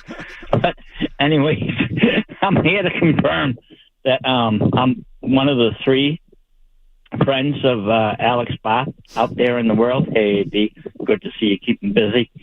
Hey, I was wondering if you guys could, your memories are better than mine. I just, this has happened in the past where somebody, asked for a trade, and I heard Zoe complaining about, he's the 3rd best receiver, Booty, in camp so far. You want to trade him away.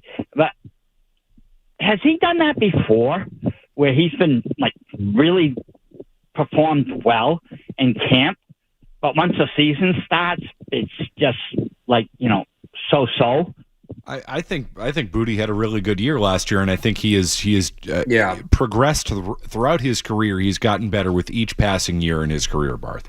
So the thing with Kayshon Boutte, the first couple of camps, was he would have these like big days where he'd make like 2 or 3 highlight catches, and you get all excited, and then we wouldn't hear from him for a week. And that was kind of the problem in season early in his career. He just wasn't consistent. He had these splash plays, but you'd get a handful of them a year, and it was just tough to justify giving him a significant role. The second half of last year's camp, he started to be more consistent, and he would really stack days and have like 4 or 5 good days in a row. And then obviously that translated into a good season. And then that's what he's done at the start of this camp. So the highlight plays have always been there.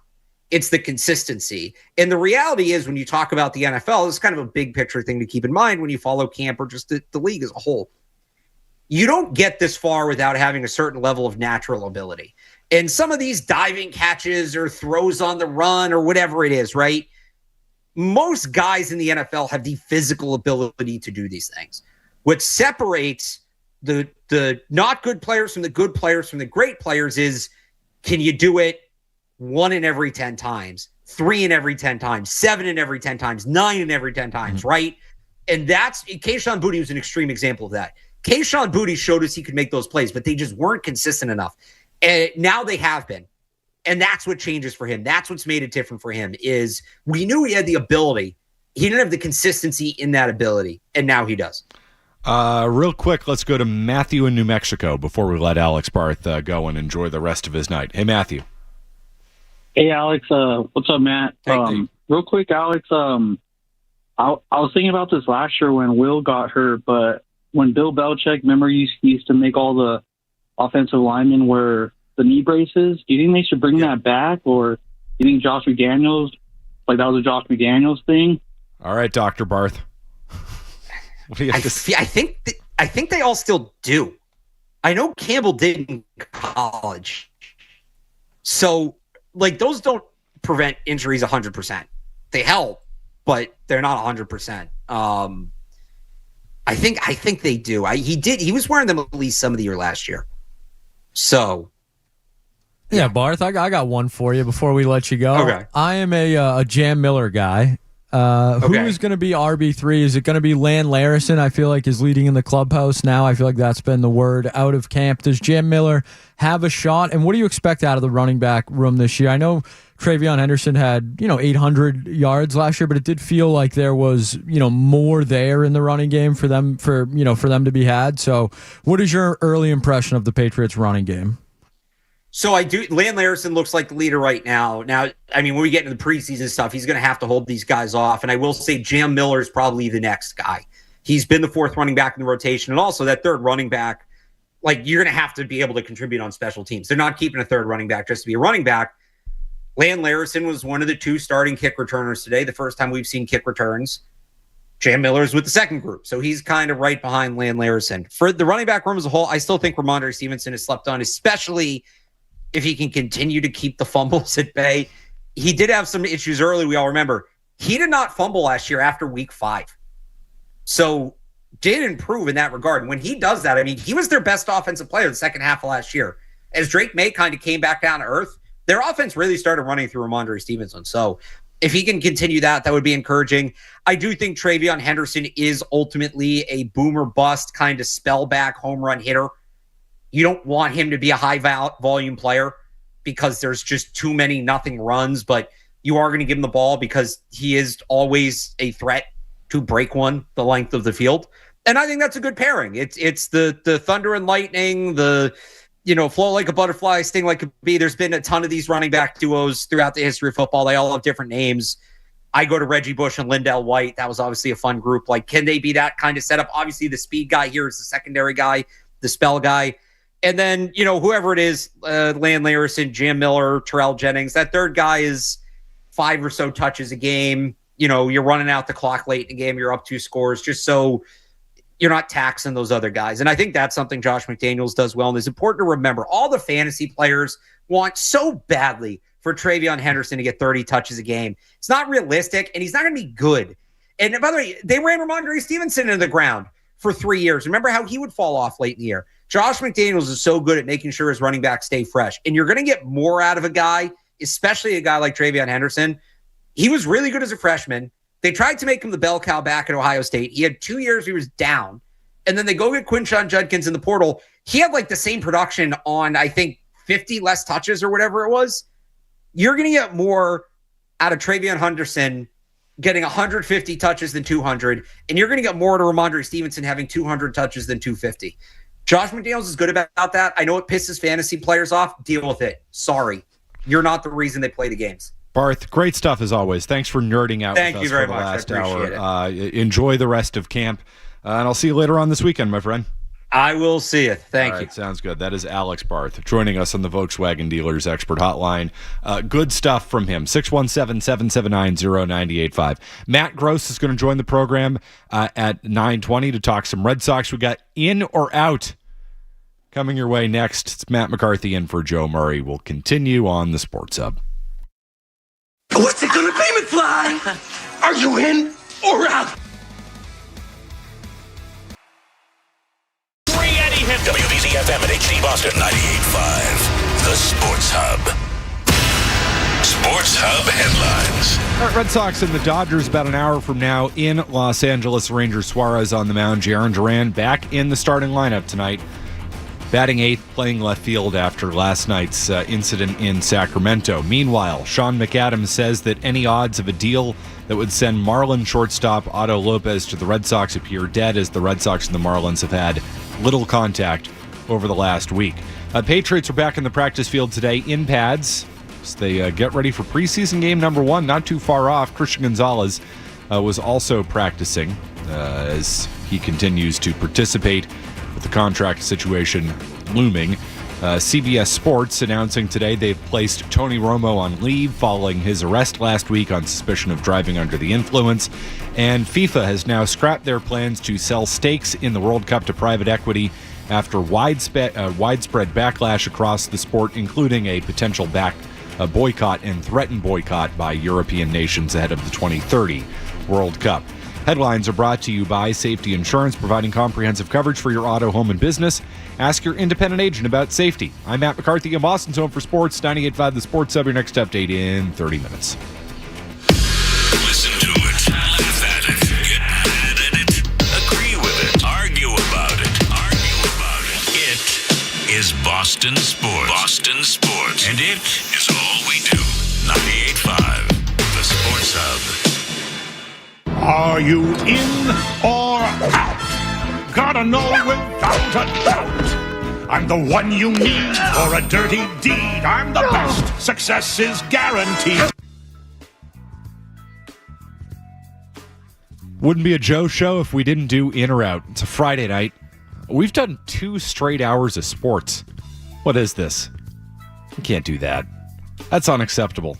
On this program, I apologize to the listeners and to Joe and to you, Skaz. What do we have tonight? Yeah, sure, Matt McCarthy. Welcome. It is July 31st, a Friday night edition of In or Out. Let's start in the world of robots, Matt McCarthy. The U.S. government has banned future Roombas and other advanced robot vacuums from being sold in the country. Existing approved models can continue to be sold. Matt McCarthy, are we in or out on banning Roombas? So I'm in on this just because, God, I remember we had a Roomba when I was like a teenager, and I was like, what the hell is this thing doing? Like, is it really cleaning? I think it was just a weird robot to like drive around your home. My question is, why are they banning the Roombas? And I'm all for this, by the way. We need fewer robots in our lives, and the robot vacuums really can't be doing that good a job. Otherwise, we would all have them at this point. But why are we banning them? What's the logic behind this? Apparently, this is part of the U.S. government's new restrictions on advanced robotic devices allowed being manufactured and used in the United States. Well, I'll be damned. That sounds like a good restriction. In. Every once in a while we get one, McCarthy. In. Oh, good on this. In. All right, McCarthy, from the world of Roombas to the world of Chips Ahoy for this next one. Everybody likes Chips Ahoy. Chips Ahoy have announced a new mystery flavor, and if one lucky fan guesses what the mystery flavor is, they will give them $25,000. Matt McCarthy, are you in or out on a Chips Ahoy mystery cookie, giving you the chance at a $25,000 prize? I thought I was going to be in on this when you said Chips Ahoy, because how could you not be in on Chips Ahoy? I'm out on all of this. First and foremost, I'm out on any Willy Wonka style competition where it's like, well, if you get you get the golden ticket, out on that, out on sweepstakes, out on all of that stuff. I do like the contest we do here at 98.5 because it's very tangible. All you need to do is be caller 10 to the contest line and you win something that we give away. That makes sense. Guess the mystery flavor? How am I supposed to guess the mystery flavor? And in the end, do I want to guess the mystery flavor? 2, mystery flavor has to be one of the great marketing scams of all time. What is it? Is it any good? Just give me a regular old Chips Ahoy and that'll be delightful. And just give me $25,000 to do it. Why the hell not? Yes, this is like when I found out the Airhead mystery flavor was just all the leftover flavors put together as one. Like, that's all it is. It was just what they had left over. So I'm sure this is probably something similar to that. Out. What's left in the factory? Yeah, right, exactly. It's, this ingredient didn't work. Well, just throw in that, call it a mystery flavor, and we'll do a marketing campaign and make $1 gazillion on you buying and eating lesser than cookies, because that's what that is. That is a lesser than. That is 50% of a Chips Ahoy. Delightful cookies. Delightful. True Joe Murray fashion, we will go from Chips Ahoy to Auntie Anne's. New at Auntie Anne's, mozzarella stuffed pretzel nuggets. New menu items feature the brand's soft pretzel dough filled with mozzarella cheese and served with marinara sauce for dipping. Are we in or out on a new Auntie Anne's mozzarella stuffed pretzel nugget? So I'm in on this, and I'm now realizing I don't think I've ever had an Auntie Anne's pretzel, which is crazy, right? It's blasphemy. I mean, I grew up in the 90s and 2000s. Every mall you went into, whether it was the Independence Mall or the Silver City Galleria or the Burlington Mall, doesn't matter. Does not matter. Go up to Liberty Tree. They all had Auntie Anne's, and you knew exactly where they were in the mall, too. When you were doing your mall walking as a kid, walking around, you go from, Spencer's to, GameStop to Hot Topic to Auntie Anne's. You had to walk by all of it, baby. I never had it once. So yes, I'm in on this. That sounds like a wonderful combination. What is it again? Mozzarella something? It is a, mozzarella-filled pretzel nugget. I'm in on basically anything in nugget form. If we're talking about, there's something about the nugget form that makes food better, and I'm immediately thinking of Big Daddy's, not Big Daddy's, Big Daddy's over on Western Ave. Their fried dough nuggets, their bites. I love fried dough. It's even better in nugget form. I don't like chicken, but I do like chicken nuggets because it's in nugget form. There is something about the size of the nugget that, and there must be some type of science behind this that just makes everything taste better. It's a good vehicle for food. It's perfectly sized. Tremendous vehicle for food. Anything in on all form. Out on the Denver Nuggets, in on food nuggets.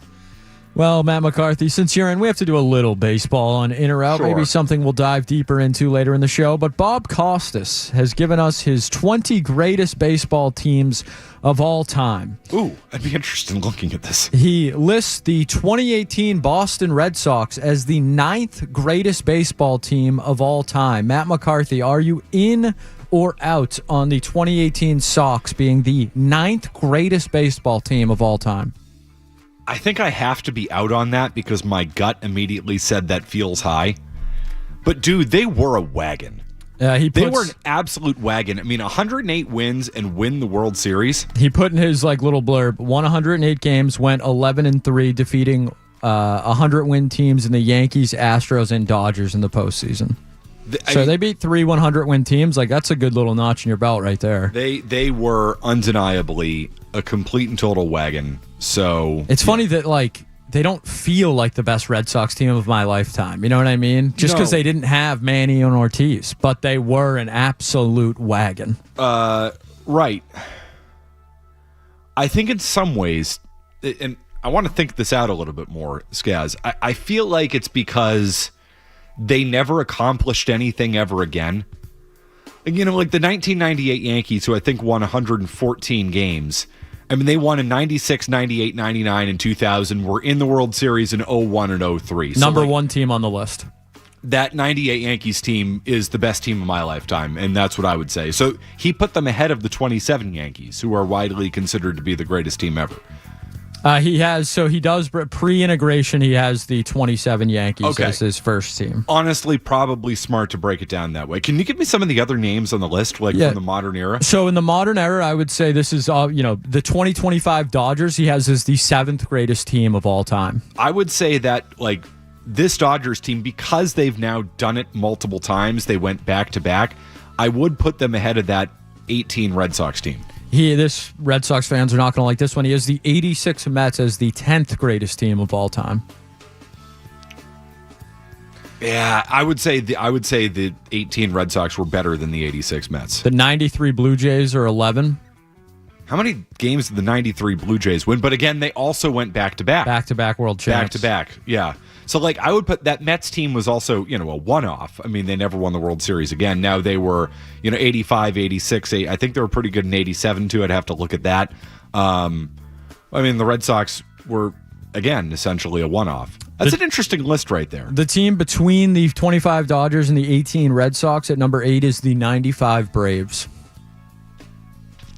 We can do some Bob Costas baseball talk later in the show, McCarthy. I'm more than happy. No, to. Seriously, I want to look at this list because I would put that 95. But that Braves team was such an underachiever, because but their rotation was so stacked that it's I feel like I would put them ahead of the 18 Red Sox. But Maddox, Glavine, Smoltz, they only won one.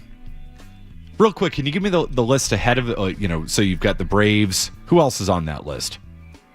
Yes, the Reds were number 2. I believe it was the 76 Reds. Yeah, the mid-70s Reds are ahead of the 2018 Red Sox. Number 3, the 1970 Orioles. Yeah, with their 4 starters, yes. 61 Yankees, 55 Dodgers, 89 A's are your top 6. Yeah, those late 80s A's teams. But again, they went to multiple World Series. Although, just based on the teams you gave me, 9th best all time, at least in the integration era, might not be wrong about that. It's hard to think of many teams better that they were an absolute wagon. I'm in. That's probably the longest answer I've ever had to give on in or out. My gut immediately said no, but presented with the research, I say yes.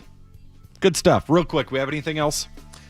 Sure, why not? Let's see. While we're doing a little baseball, PCA, Pete Crow Armstrong, making waves in MLB over the last couple of years. Is there a chance the PCA trade goes down as a worse trade than the Mookie Betts trade? No. Out on that. Instantly out on that. PCA was a young player, a prospect at the time. Mookie Betts was a MVP, was the best player on the 2018 Red Sox, the 9th greatest team since Jackie Robinson, according to Bob Costas. The history of baseball. So, most wins in Red Sox history, no. Mookie Betts was an established star player. He was already on his way to Cooperstown, and you traded him. No, out. Strong out on that. I reject that completely. And then finally, Matt McCarthy, since I asked about PCA, can the Mets be fixed? Not really an in or out, but... No, out. The Mets can never be fixed. Even with $1 billion? No, doesn't matter. They're the Mets. Once the Mets, always the Mets. You are who you are, and it's the most important thing to accept in sports and in life. We'll continue. 617-779-0985. That's in or out on a Friday night. Coming up next, we will continue that baseball talk. Matt Gross, Over the Monster, is going to join us. You know him here as Matt the Stat. Often emails Felger and Maz. Has been on these airwaves before. Does a great job covering the Red Sox for Over the Monster. We will talk to him next. More Joe Murray coming up on the Sports Hub. 177790985. We will continue to talk about whatever the hell you want to talk about. The later things go on Friday nights, the weirder it gets. We've talked a lot of football tonight. Alex Barth joined us a little while ago to break down everything from Patriots training camp, and we've been heavy on the baseball as well. A lot of Jaron Duran commentary this evening, and we can hopefully move on to some real baseball stuff, like, on the field, not the latest Jaron Duran nonsense. And let's try to do that now with Matthew Gross, covers the Red Sox for SB Nation's Over the Monster. You may know him as Matt the Stat, often referenced on Felger and Maz, does an awesome job sending us a whole bunch of stuff and research and breakdowns. Matt, it's good to have you on the program again, bud. Good to be here. So what'd you make of the series in Sacramento? I was of the opinion that they didn't play all that well, but they managed to win those games. Is that a fair assessment that I had of the Red Sox in the A series, Matt? I think so. I think number one, the A's are horrible, and they got a huge break on Wednesday night because that Lawrence Butler play where he was moonwalking it out of the batter's box, he should have been on third base at the bottom of the ninth, so they should have lost that game. But to their credit, they ended up coming back in the 10th inning and winning on the Monasterio home run, which is something they probably don't do early in the year. But fortunately, they were playing a terrible team. They got some breaks, but they took 3 out of 4 and get the hell out of Dodge. I thought that Chad Tracy really approached the series a little bit differently, Matt. Red Sox were swinging away in the 10th inning, not bunting the runner over, playing for 2 runs instead of 1. Do you think that had more to do with the ballpark, the minor league ballpark? Do you think it's, Tracy trying to, play a different style of baseball, which ultimately, has gotten them on this run? What did you make of the way that Tracy managed the series as a whole? You know what I love about Tracy is I think he is pretty situationally aware. Mm-hmm. And the thing about that situation in the 10th inning on Wednesday there is the Sox didn't have the best part of their lineup up. And they didn't have the best part of their bullpen available because they only had Greg Weissert by that point. So he kind of knew that, all right, if I bunt him over, I might not necessarily have a guy that I can work with here that are going to get him. So I got to play for multiple runs at this point. And I think it ended up working out at that point. So I think that Tracy knew that he needed multiple runs with Weissert in the bottom of the 10th. If he got it there, and it ended up paying off. But other times against the Mets, he played the other way. So when he had Chapman available, so it's a very, very situationally dependent circumstance, and so far he's done a pretty good job with that. So Tracy maybe caught some heat last night for his comments, basically ignoring, pretending like the Jaron Duran, Chad Epperson, Wilson Contreras kerfuffle didn't happen. Tracy came out before the game tonight, and I'm paraphrasing here, but really didn't shy away from any of that. I think very much had Jaron Duran's back after the latest Jaron Duran incident.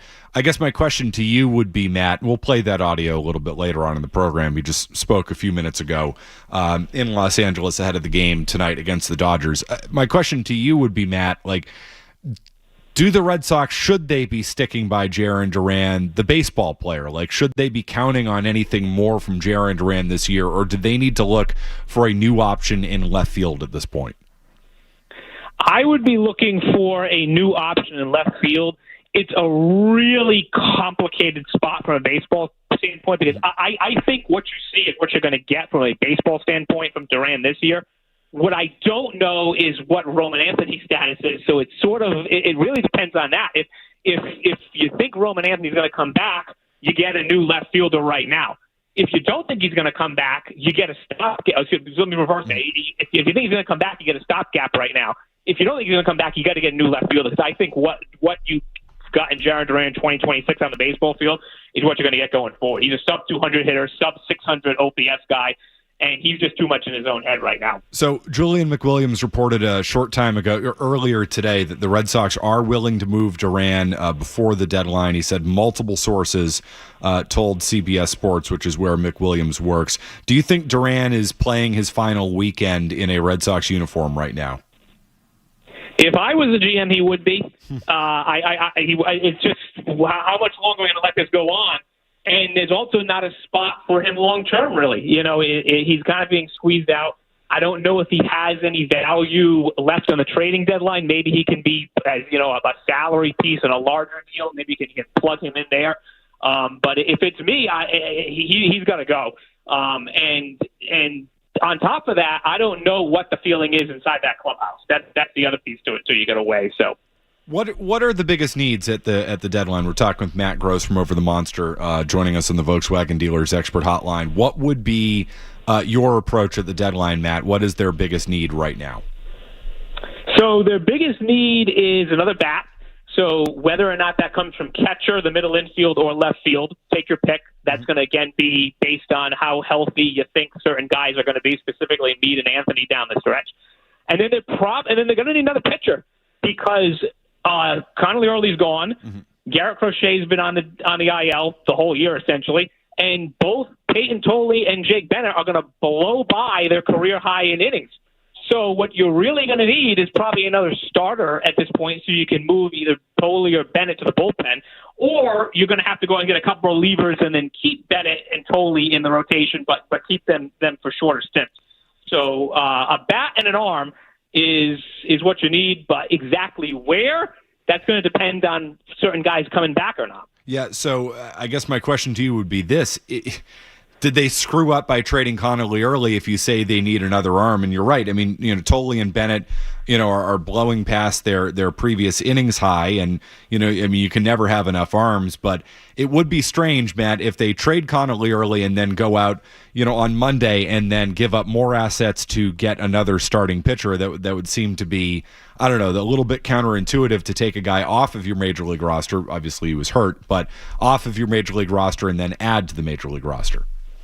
It's totally counterintuitive, but I think they're kind of stuck in a bit of a sticky wicket right now because I think one of the biggest problems they have when evaluating right now is they're almost certainly going to end up in that 3-game wild card series. Mm-hmm. And that's such a weird spot to be in because you're essentially trying to build a roster for a 3-game series, which is totally volatile and totally unpredictable.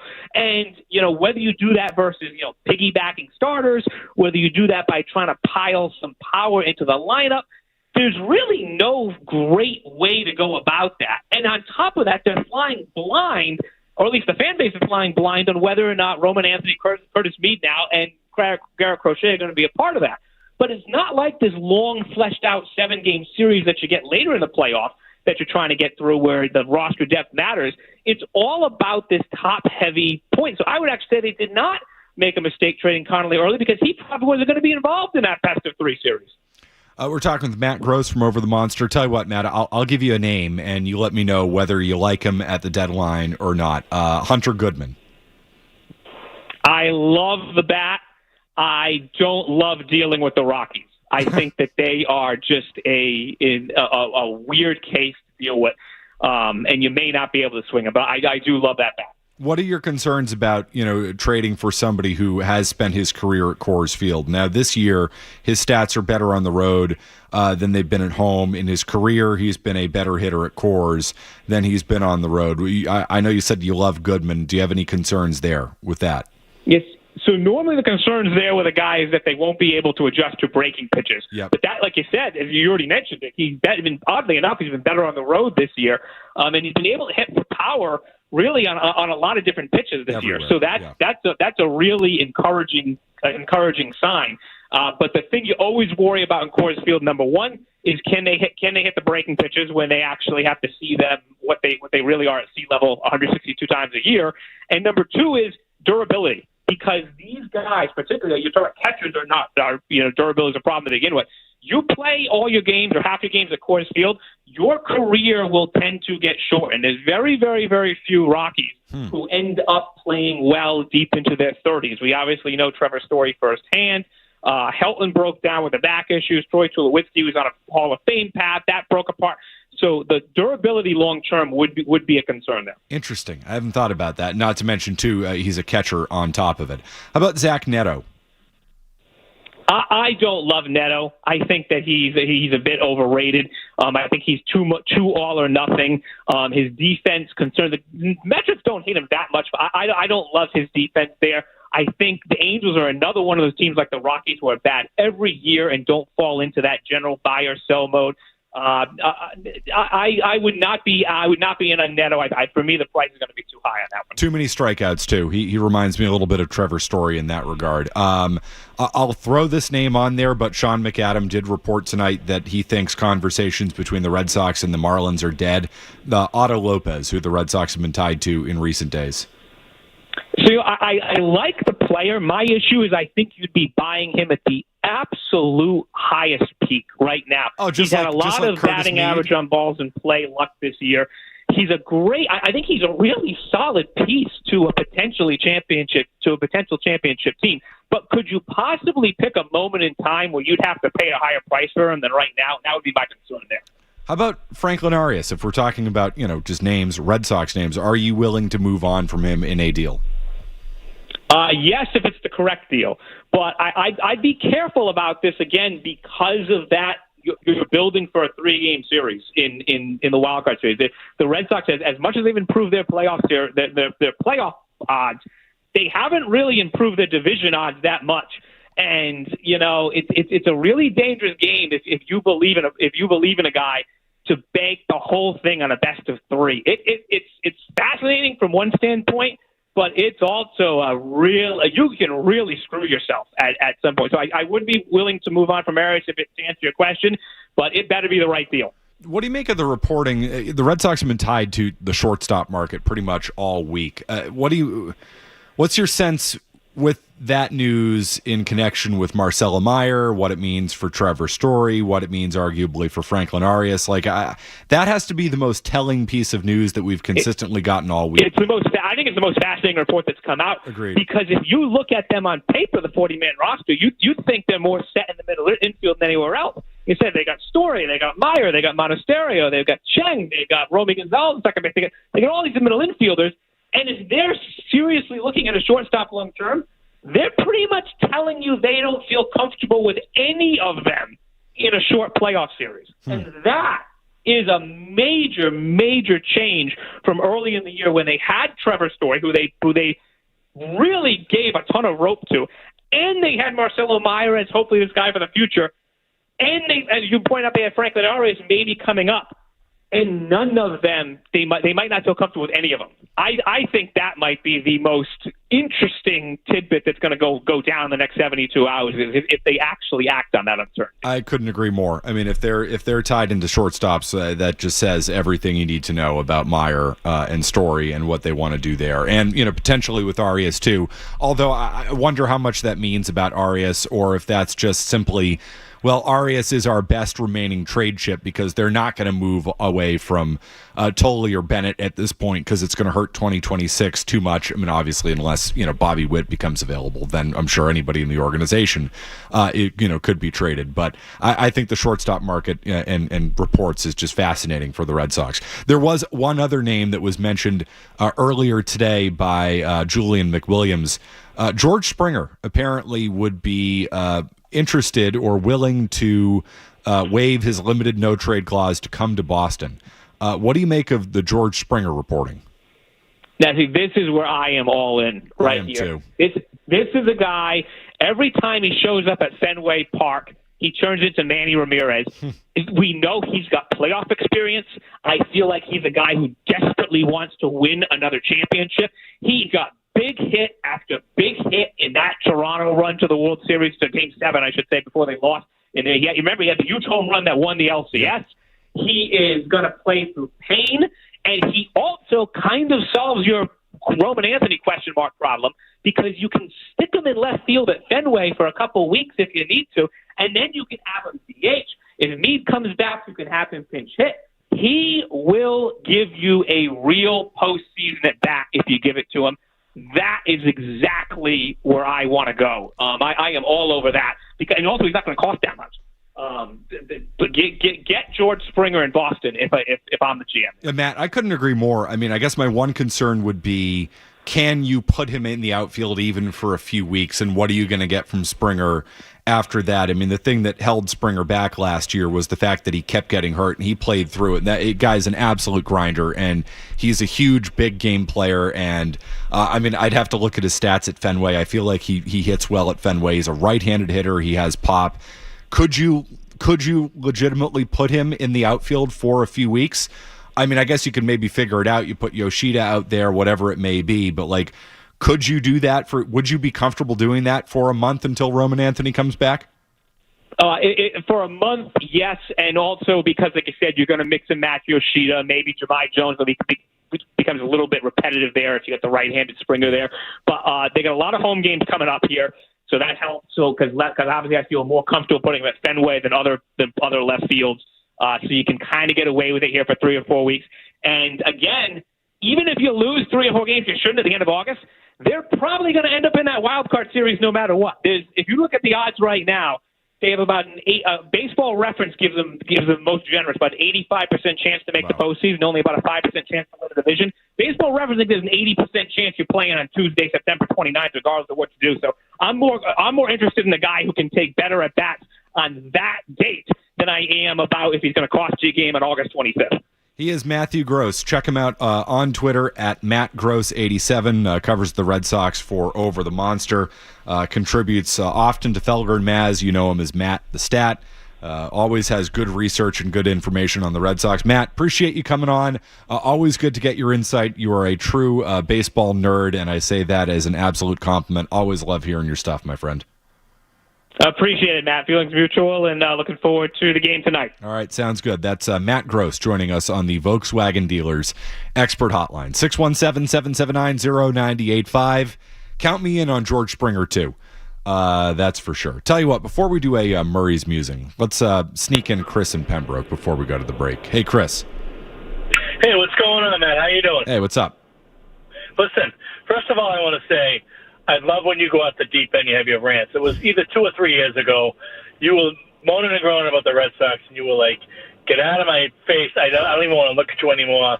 I absolutely thought that was the greatest thing in the world. I loved it. They went to the ALCS that year. I kicked them out of town on Easter. And I know you did, but you know what? It was absolute poetry. It was great. Thanks. But what I wanted to talk about was, today I was listening to Felger and Maz, and they were talking about how Duran is the guy that puts the Wally the Green Giant helmet on people.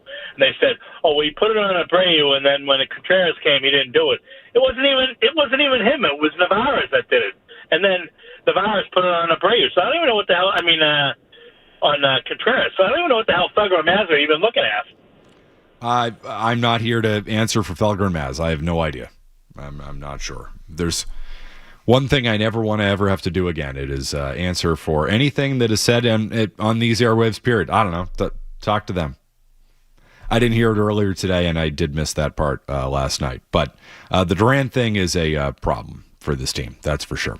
Thank you for the comments. I appreciate that. 617-779-0985. The backstory to the Red Sox getting kicked out of town rant was I was in the housing market at the time, and I had lost out on a house that morning, and I was just upset. I was pissed off, and you know what? That's why we have the show. As we say, we take it out on the show. Got my place a week later. Everything worked out well, including for the Red Sox that year. Only thing that would have worked better is if they won the World Series, and I got forever associated with that. We'll continue. We'll muse coming up next. Why the hell not? It's McCarthy in for Joe Murray. We continue on the Sports Hub. Sports Hub headlines. All right, Red Sox going to be getting underway with the Los Angeles Dodgers in a few minutes. 10-10 first pitch from Dodger Stadium. Ranger Suarez on the mound. Jarren Duran back in the... You want a random take? Murray's got all sorts of stuff in the world unrelated to sports. So sit back, relax, and get your mind in the game and listen to the world. Cookie's gone, and I want another cookie. And the problem is I don't have a cookie.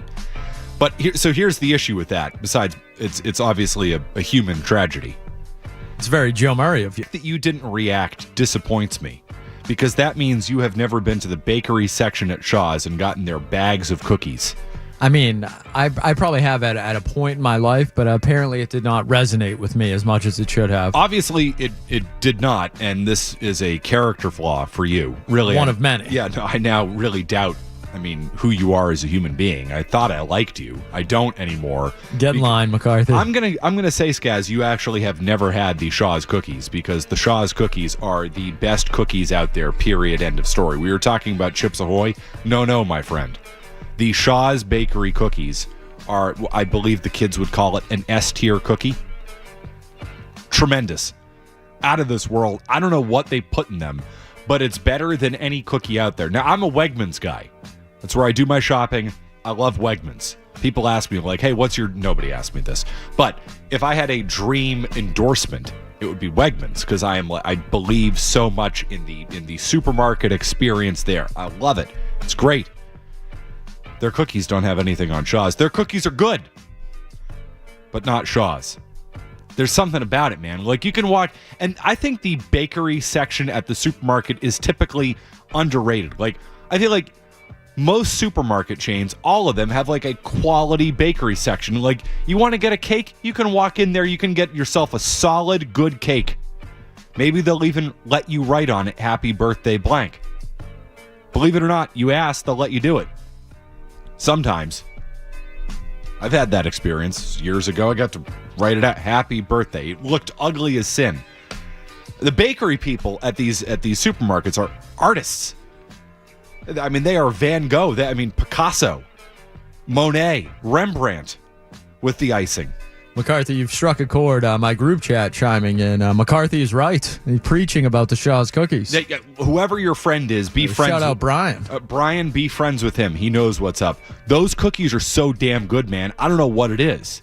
It is next level compared to any bakery cookie out there. And, all right, so Skaz, this is a look into my mind and a look into my day. I'm right now on hour about 6 of 7 in a row. I did 2 hours at Nesson, did the baseball hour tonight. Then I got 4 hours here on the Joe Show, all in a row, from 4 to 11. There's a reason why they typically only do about 4 hours of radio in a row. It's like you get tired. Not me. No. But I said I got to pace out my cookies. I had the meals planned all day. So I had a cookie right before I went on the air at Nesson. I had a cookie right before I went on the air here. And then I had my emergency cookie. I don't drink coffee, none of that. I draw my energy from the earth like Tristan Casas. And I broke out my emergency cookie at about 9:30, and I ate it. And now I need one more cookie. I need one more cookie to get through the rest of the show. I don't have an extra cookie. Sitting at home. Have you scattered out the candy bowl situation tonight? It's not great. It's not a great candy bowl situation. It's like nerds. That's not what I wanted to hear. No, it's bad news. I don't know what the hell I'm going to do for the next hour. Is there a Shaw's anywhere near here? We got Market Basket up the street. Love Demoulas. Who doesn't? But it's not a Shaw's cookie, my friend. I need one more. And I've got an hour and 10 minutes to go. No cookie. How am I going to do this? I don't know, man. I don't know. It's a sad night. It's a sad moment. And I'm going to be on the struggle bus. This show, if you thought this show was bad already, it's about to get worse. Because I'm about to get tired and angry that I don't have any more Shaw's cookies. I have them at home, but what good is that doing me now, Skaz? I don't have them here. It's a sad moment. Sad. You seriously haven't had these cookies before, though? What the hell's the matter with you? I'm going to have to, maybe that'll be a project this weekend. Head on over to the Shaw's. Big fan of their app. Strong app. Strong to quite strong. That's a quality app. That is the Shaw's and Star Market For You app. As I hear on the on Celtics Tonight with Sean Grandy. Wonderful sponsor here at the station. They know what's up. I'm right now doing the best advertisement for Shaw's outside of Joe Castiglione, who is the man when it comes to Shaw's. Bananas on sale, $2.99. Low ball, too. I don't do a Castig impression like Beetle or Jimmy Stewart. I believe know the man. By all accounts, a delightful, delightful human being.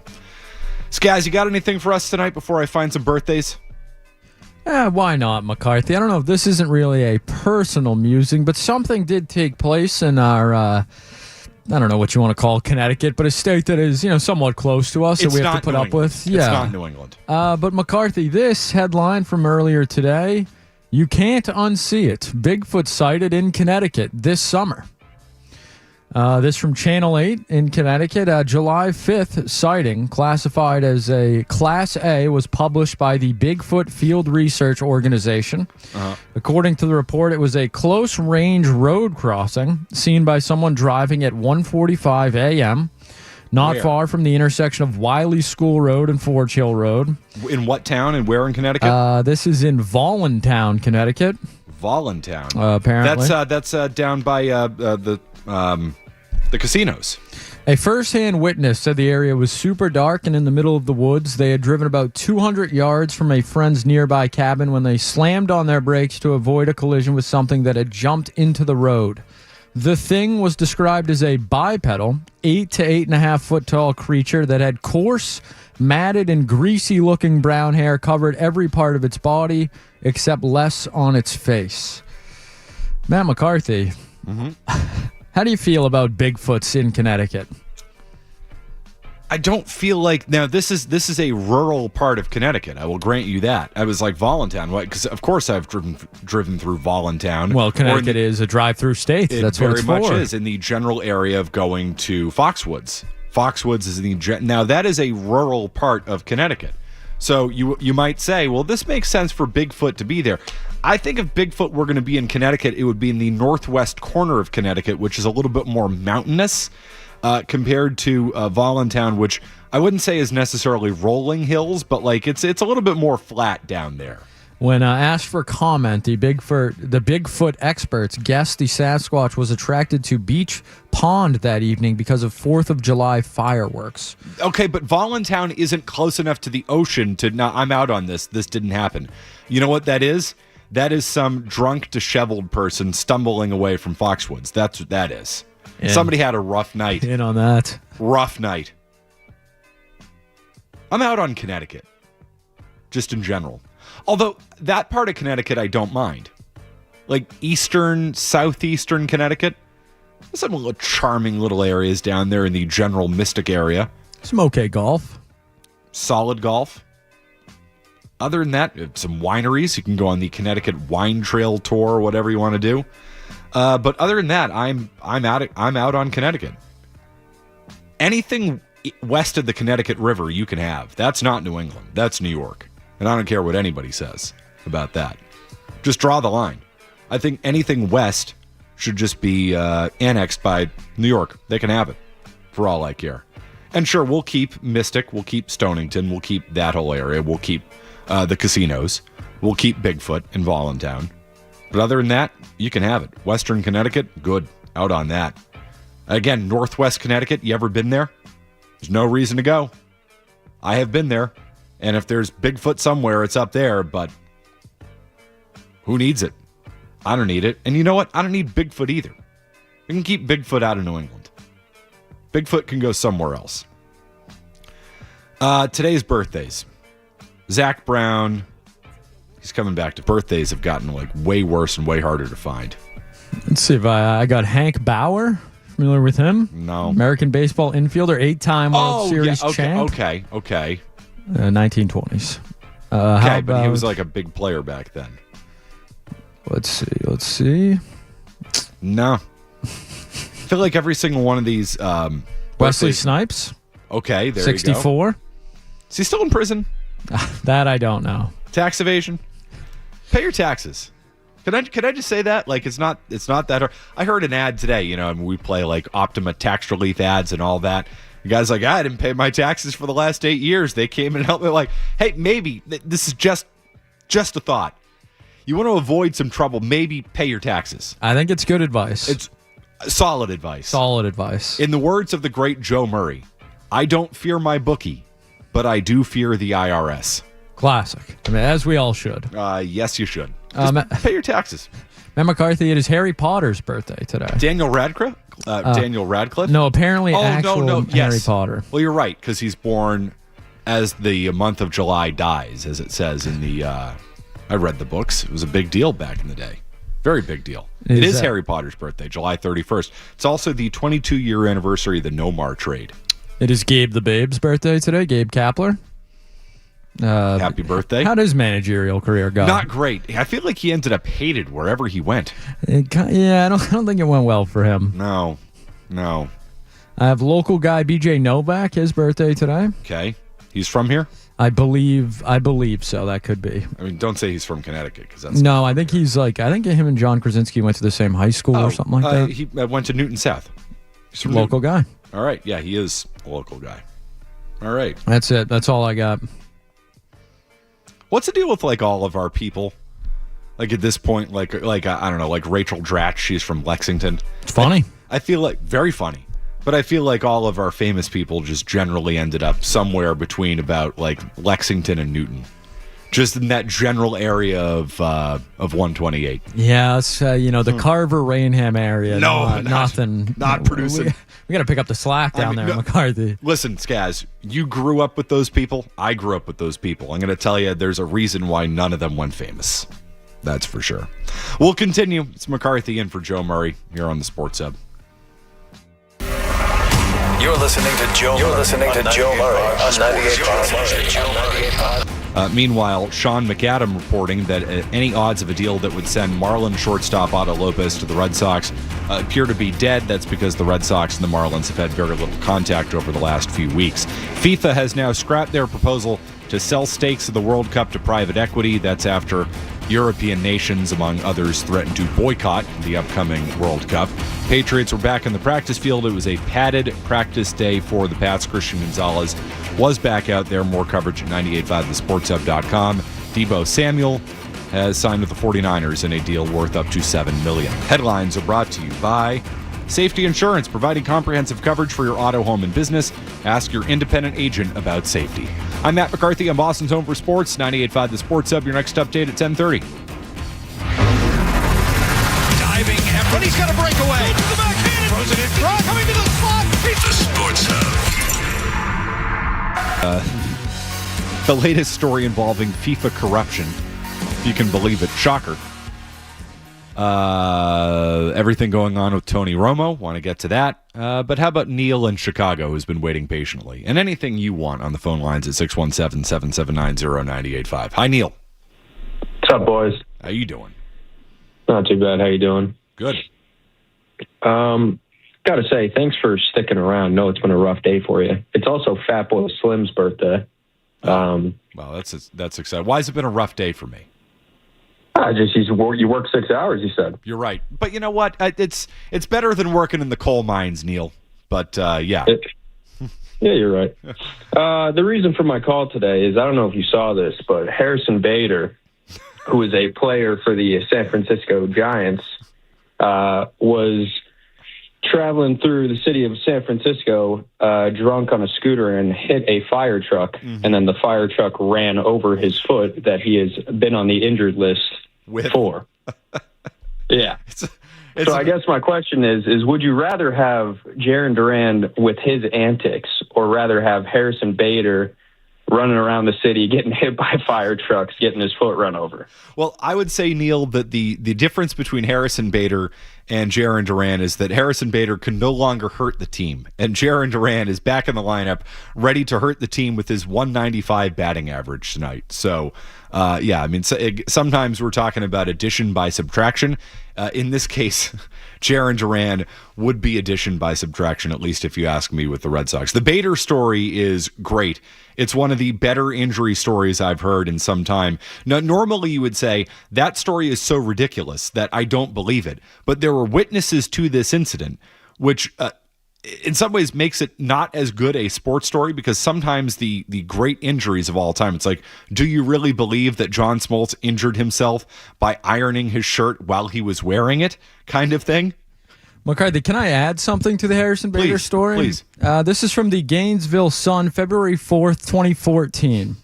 Outfielder Harrison Bader has been suspended from the Florida baseball team indefinitely after he was involved in a scooter accident early Sunday morning. No, really? In which alcohol may have been involved. Oh, no, you don't say. According to a Gainesville Police Department incident report, Bader was southbound on 10th Street when he hit a curb on his scooter and then struck a parked Ford F-150 pickup truck.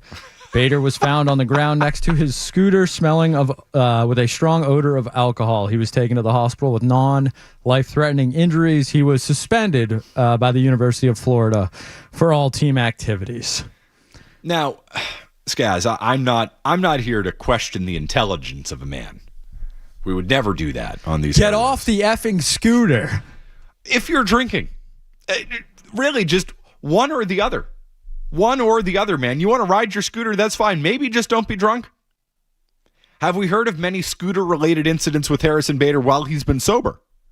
You know, McCarthy, you got me there. He seems to know how to operate it when he's sober, or maybe he's the type of person who only rides scooters when he's hammered.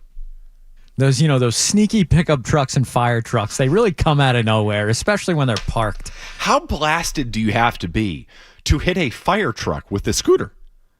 After you did the same thing 12 years ago, you said, no, wait a minute. We're graduating this time from the F-150 to the fire truck. No, some people would go from the 150 to the 250 to the 350, then to the fire truck. Harrison Bader, I mean, this is like going from the double dog dare to the triple dog dare in the Christmas Story.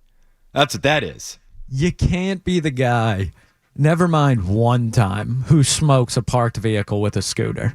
You can't be the guy that does it twice and the second parked vehicle is a fire truck. You just can't do that. Maybe it was a small fire truck? I mean, you would think, wouldn't you want a fire truck to maybe be a little bit smaller in the city to navigate city streets? Have we considered that? How big is this fire truck? Did the fire truck have its lights and sirens on? Should the fire truck have been parked there? Have we asked any of these questions, Gaz? Have you researched those? No, but I can tell you the Giants have decided to suspend his pay during this time. No, really, you don't say. How tough do you think that case is going to be to prove with the union and an arbitrator? Like, well, I think he did violate some provisions of his contract, meaning every provision of his contract. To the caller's point with Jarren Duran, Bader was hitting 170 before he ran into the fire truck. So give me Jarren Duran. We haven't had any calls really where we've been on the side of Jarren Duran. This one, I think I may be on the side of Jarren Duran. Give me Jarren Duran over Harrison Bader. Slightly better baseball player. Sure. I mean, I want to say better decision maker, but I'm not sure I could even say that. Both bad at it. Tremendously bad at it. Maz did say he did have a stat earlier today that Duran had the it was 141 out of 148 in baseball in qualifying players, positional players when it came to WAR. And I said, how is that possible? How are there 7 players worse than Jarren Duran? He did not have the list in front of me. It sounds like Harrison Bader may be one of the 7 players in baseball worse than Jarren Duran. So congratulations to Jarren Duran, who is, it only takes the man in baseball who is dumb enough to smash into a fire truck while drunk on a scooter to be somehow worse at the game than Duran. I got distracted by the shiny, flashy thing, Skaz. Red Sox are wearing their reds tonight. When was the last time they wore their reds? You see this? They look good. Looking sharp. I've always liked their red uniforms. Now, I love the greens. The greens are great. And I actually very much enjoy the marathon ones as well. I enjoy the Dodgers. Classic Dodgers uniform still does it for me. Classic. This is a sharp matchup tonight. Look at this. I got to say, McCarthy, I know we're not going to see them, but those A's jerseys, the ones that those classic green and white, yellow, like those I'm going to miss those. Sharp. Very sharp. Sharp. Some good jerseys in baseball, man. We should... All right. Tier 1 jerseys in baseball. Royals. Royals? I think the Royals have a great jersey. Yeah, it's good. That powder blue. Yeah, maybe not current Royals, but like if we're going all time, like the Bo Jackson Royals. You know what? You're talking like the full-on powder blue. Yes, yeah. Sharp. Cardinals. I hate to say it. Cardinals, good. Good uniform. Good uniform. Jason Tatum's going to like that. Yankees, let's call it what it is. The pinstripes, sharp. Sharp. Even their roads, just classic, the gray and the black. Red Sox. And let's put the Red Sox up there. And by the way, I think the Red Sox have done their alternate jerseys better than just about anybody in baseball. A lot of these alternates are not good. Their alternates are good.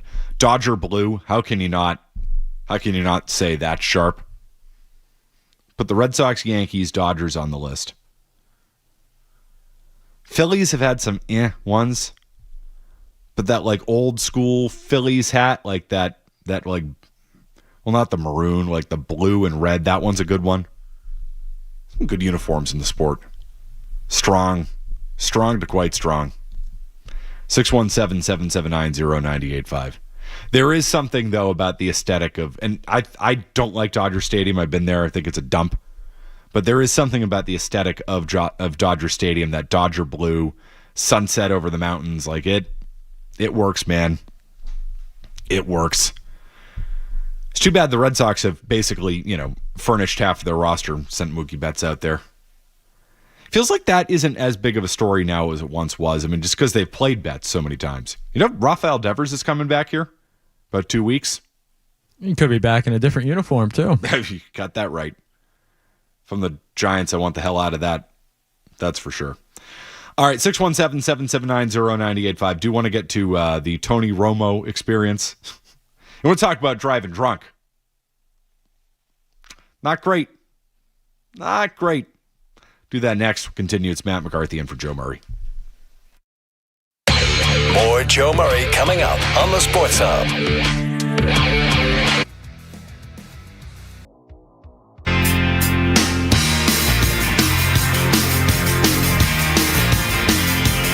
CBS owes this guy $72 million over the next 4 years.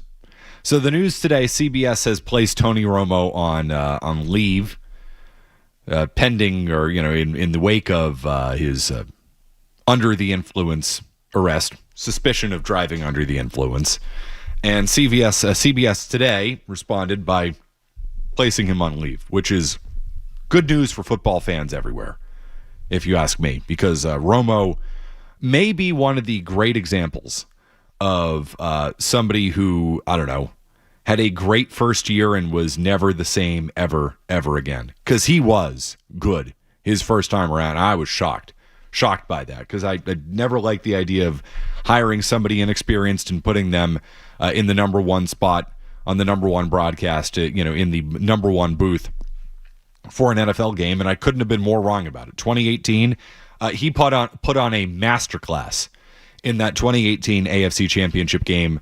Brady drive in overtime against Mahomes and the Chiefs. It was great.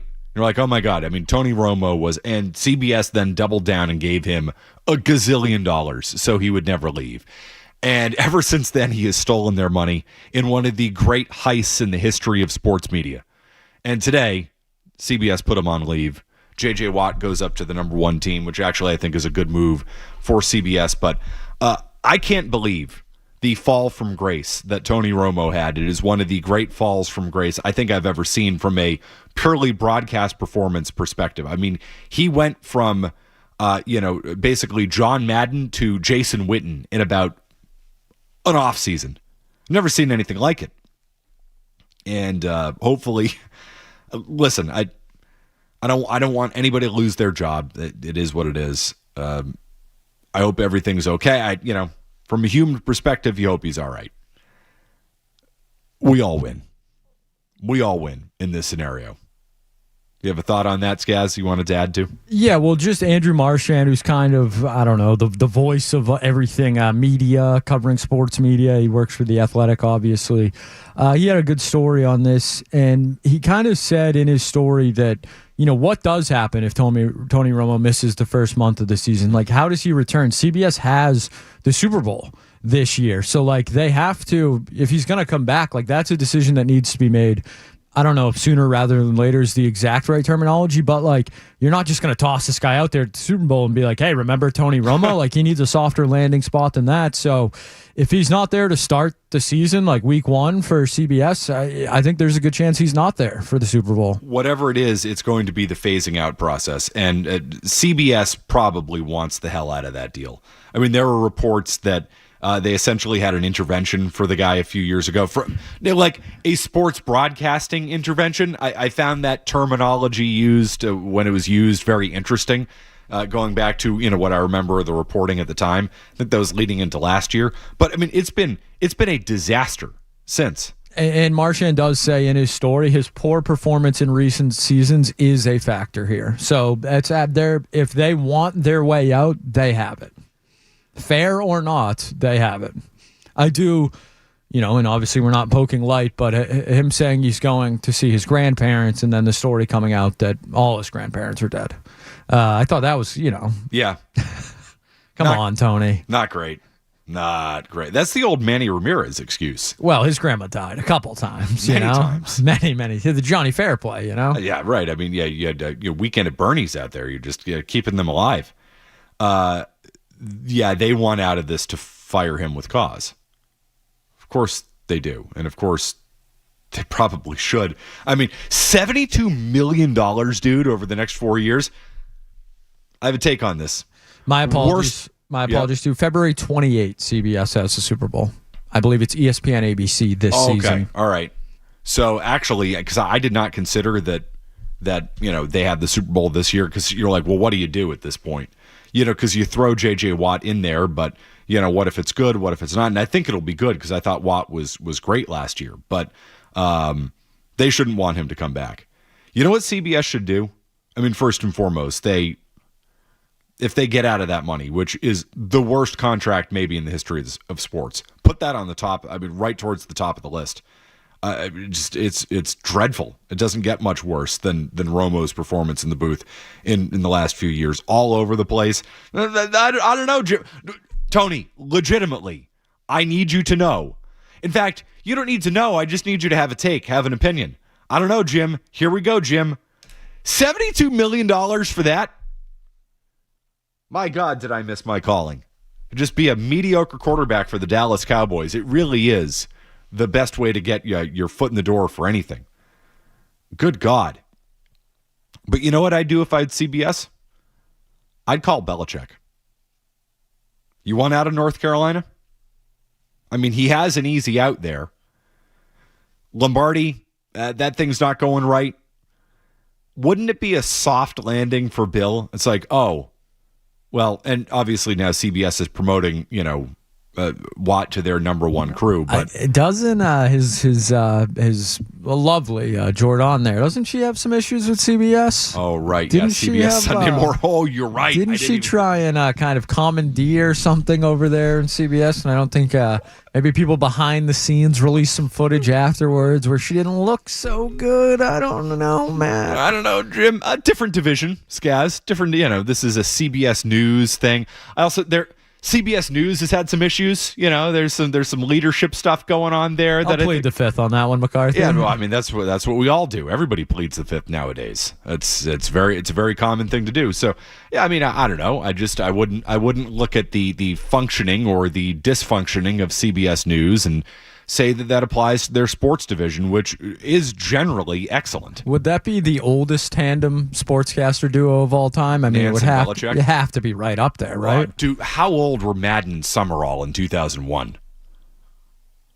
Although Madden probably wasn't that old. I mean, Summerall was ancient.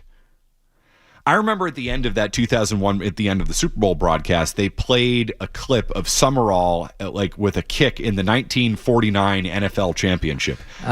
John Madden was 65. Pat Summerall was 71. He was only 71 at the beginning of the 2001 NFL season. Pat Summerall was, I would have said, 85 years old in that Super Bowl broadcast. Born May 10th, 1930. John Madden born April 10th, 1936. Yeah. Was it the 1949 NFL championship? No. 1952. I don't know. No, 1959. Anyway, they played like a clip of Summerall kicking. And he had a big kick.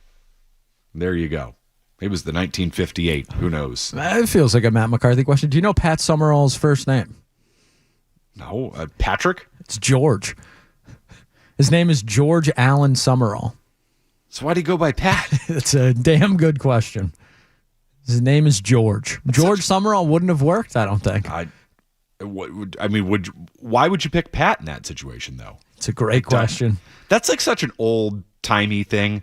Like, that's not actually my name. Oh, here we go. The urban legend was his nickname became Pat because of the abbreviation for point after touchdown, as he was a place kicker. He was the original PAT, even though his initials are GAS. So they called him Pat Summerall, and it stuck with him. And the man was, how many years did he broadcast NFL games? 30? Let's see. Syndicated NFL films in 65, late 60s and early 70s. He was doing this football life. Yeah, his whole life, basically, yeah. 16 Super Bowls, 26 Masters, 21 U.S. Opens, and he was never, Pat wasn't his name. He was hired by CBS Sports in 1962. Okay. Positions, place kicker, defensive end. Imagine a kicker, defensive end nowadays. 6'4", 228. It had to be Belichick's favorite guy of all time. A kicker, defensive end. That's a Belichick wet dream right there. Is he in the Hall of Fame? No, he's an NFL champion. 1952. The Lions drafted him in the 4th round of the 1952 NFL draft. There you go. Most memorable professional moment came at the very end of the 1958 regular season when I really don't care. But no, congratulations. I just can't believe he was only 71 years old. That is, how many times did that happen where you're like, that person was only age X? Like, I could have sworn they were 30 years older than that. Well, they always use, they're like, Wilford Brimley was only 44 in Cocoon or something like that, and he looks like an 85-year-old man. Yeah, that's a classic one. Or like the guy, is it Kendaw smoking the cigarette? You're like, oh yeah, he's like 28 in the picture. He's smoking the cigarette at halftime. I think it was a different era. Different era. Harder life back. Much harder. Yeah, you'd be like, he's 44. That's a hard 44 there. Shoes weren't as comfortable. Beds weren't as comfortable, AC. Yeah. Tough life back then. We should live till like at least 100 based on our advancements. God, I hope not, McCarthy. End it now. No, before then, please. The amount of suffering I'd have to do. I'm good. I'm good, thanks.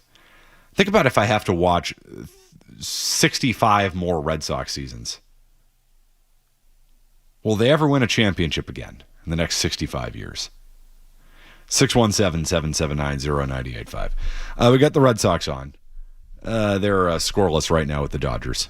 What else do we have going on in the world of sports? Big anniversary day I want to get to. We'll do that coming up. We'll continue. It's Matt McCarthy in for Joe Murray here on the Sports Hub. Sports Hub headlines. Red Sox now scoreless with the Dodgers in the top of the second inning in Dodger Stadium. Sean McAdam reporting earlier tonight that Red Sox and the Marlins probably not going to consummate an Otto Lopez trade, as odds of those deal, according to McAdam, appear dead because the Red Sox and the Marlins have had little contact over the last week. Patriots were back on the practice field today. It was a padded practice. Christian Gonzalez is out there. Full coverage at 98.5thesportshub.com. Headlines are brought to you by Boston Prolotherapy. Don't let joint pain keep you off the court, course, or trail. Eliminate that pain with Dr. Franke of Boston Prolotherapy. I'm Matt McCarthy in Boston's Home for Sports, 98.5 The Sports Hub. Don't go anywhere. There's more Joe Murray. On the way on 98.5 The Sports Hub. Happy birthday, New England, and let savings ring at Warrendale Appliance Stores as they liberate New England from overpriced appliances. So be patriotic and save all July long at Warrendale Appliance Stores with savings of up to 40% off. Going on now, Warrendale Appliance Stores in Waltham and Boston. The pros know nobody beats FW Webb.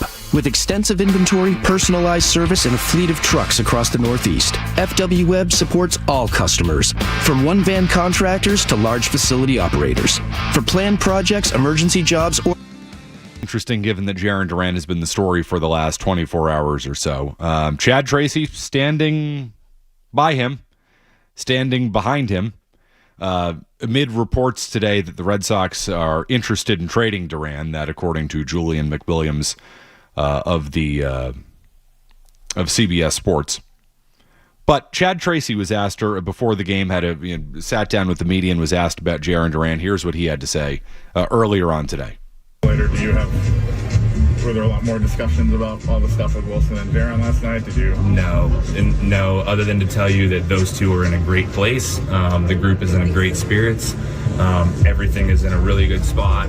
And there's more to that than maybe what's getting put out there, which I won't discuss. We'll keep it internal. You guys know there's things in a 162-game season. This is like our family. Like, that's how we view it. And during the course of that, there's going to be different things that happen.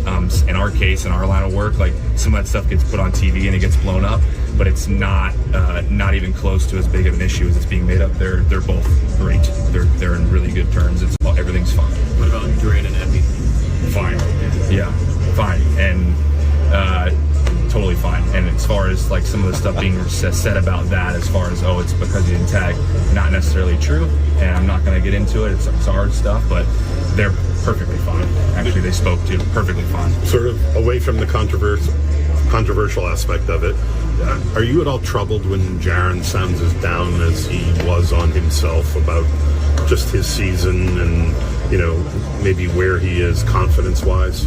I talked to Jaren about that. I'll keep all that stuff internal, but more than anything, like, he's hard on himself. Like, Jaren expects a lot out of himself. He's a really good baseball player that's having a rough go of it this year. But for me, I put it plainly and keep it short, like reminding him like the amount of things he's done on a Major League Baseball field in a Major League uniform that so many people that are playing on that field with him would say, man, I'd kill to do some of the things that guy's done. That's how good I think he is. So we'll leave it at that. But yeah, I mean, he's a good baseball player that's gone through some struggles this year, and I'm still hoping that as we move along here, if we get another month like he had in the month of May, and we get one more of those months, you look up and go, dang, that's a pretty productive season. I'm still waiting for that. But yeah, I think nobody's going to be harder on Jaren than he is on himself sometimes. But can he be too hard on himself, I guess? Sure, I think, but that's not exclusive to him. Right. Like, there's a lot of players I know that are too hard on themselves, so that's what he's got his family here for, to pick him up and say, just keep plugging along. Well, I think the issue is not with Wilson Contreras. I think it's with Chad Epperson. Can I get the middle of that again? So, and Julian McWilliams reported this earlier today, and I'm paraphrasing here because I don't have Julian's piece in front of me, but he did say essentially that Duran's the incident with Duran last night was directed in the area of third base, not necessarily at Contreras, but more at Chad Epperson, the third base coach. They have an issue as it's being made up. They're both great. They're in really good terms. Everything's fine. That's about Duran and Epi. Fine. Yeah, fine. And totally fine. And as far as like some of the stuff being said about that, as far as, it's because you didn't tag, not necessarily true. And I'm not going to get into it. It's hard stuff, but they're perfectly fine. Actually, they spoke to perfectly fine. Five fines, totally fines, or perfectly fines in a 20-second response. My sense would be they are not fined. Duran and Epi. Fine. Yeah. One. Fine. And two. Totally fine. Three. And as far as like some of the stuff being said about that, as far as three in the first 5 seconds. Not necessarily true, and I'm not going to get into it. It's hard stuff, but they're perfectly fine. Actually, they spoke to perfectly fine. Doth protest too much, Chad Tracy. And the tag thing, not necessarily true. Not necessarily true. I love that little the tag thing you guys are all talking about, not necessarily true. No, right. He just hates him for different reasons. I mean, I hate to laugh almost because I do feel for Duran. Sucking at your job when you're trying is a miserable, frustrating thing. I know what that feels like. You're grasping at straws. I'm sure, batting 195 very publicly, a guy who's in the lineup every night. Like, I'm sure all of that sucks. But the way just Chad Tracy talks there, it is like Jarren Duran is a petulant child. We tell him how great he is all the time. You know, if you can do what you used to do on the baseball field, it's like everything you would almost say to like enable someone who has bad behavior to like get out of it. Like it doesn't feel like a very adult grown-up relationship they have, or a very communicative, productive relationship they have. It feels very reactive, not proactive. Yeah, it's enabling. They've enabled Jarren Duran. And by the way, they enabled him to an RBI single tonight. The Red Sox lead 1-0. In the words of Hogdale, who I do believe, I don't want to spoil anything. I think there's a chance Hogdale may be on our airwaves on trade deadline day.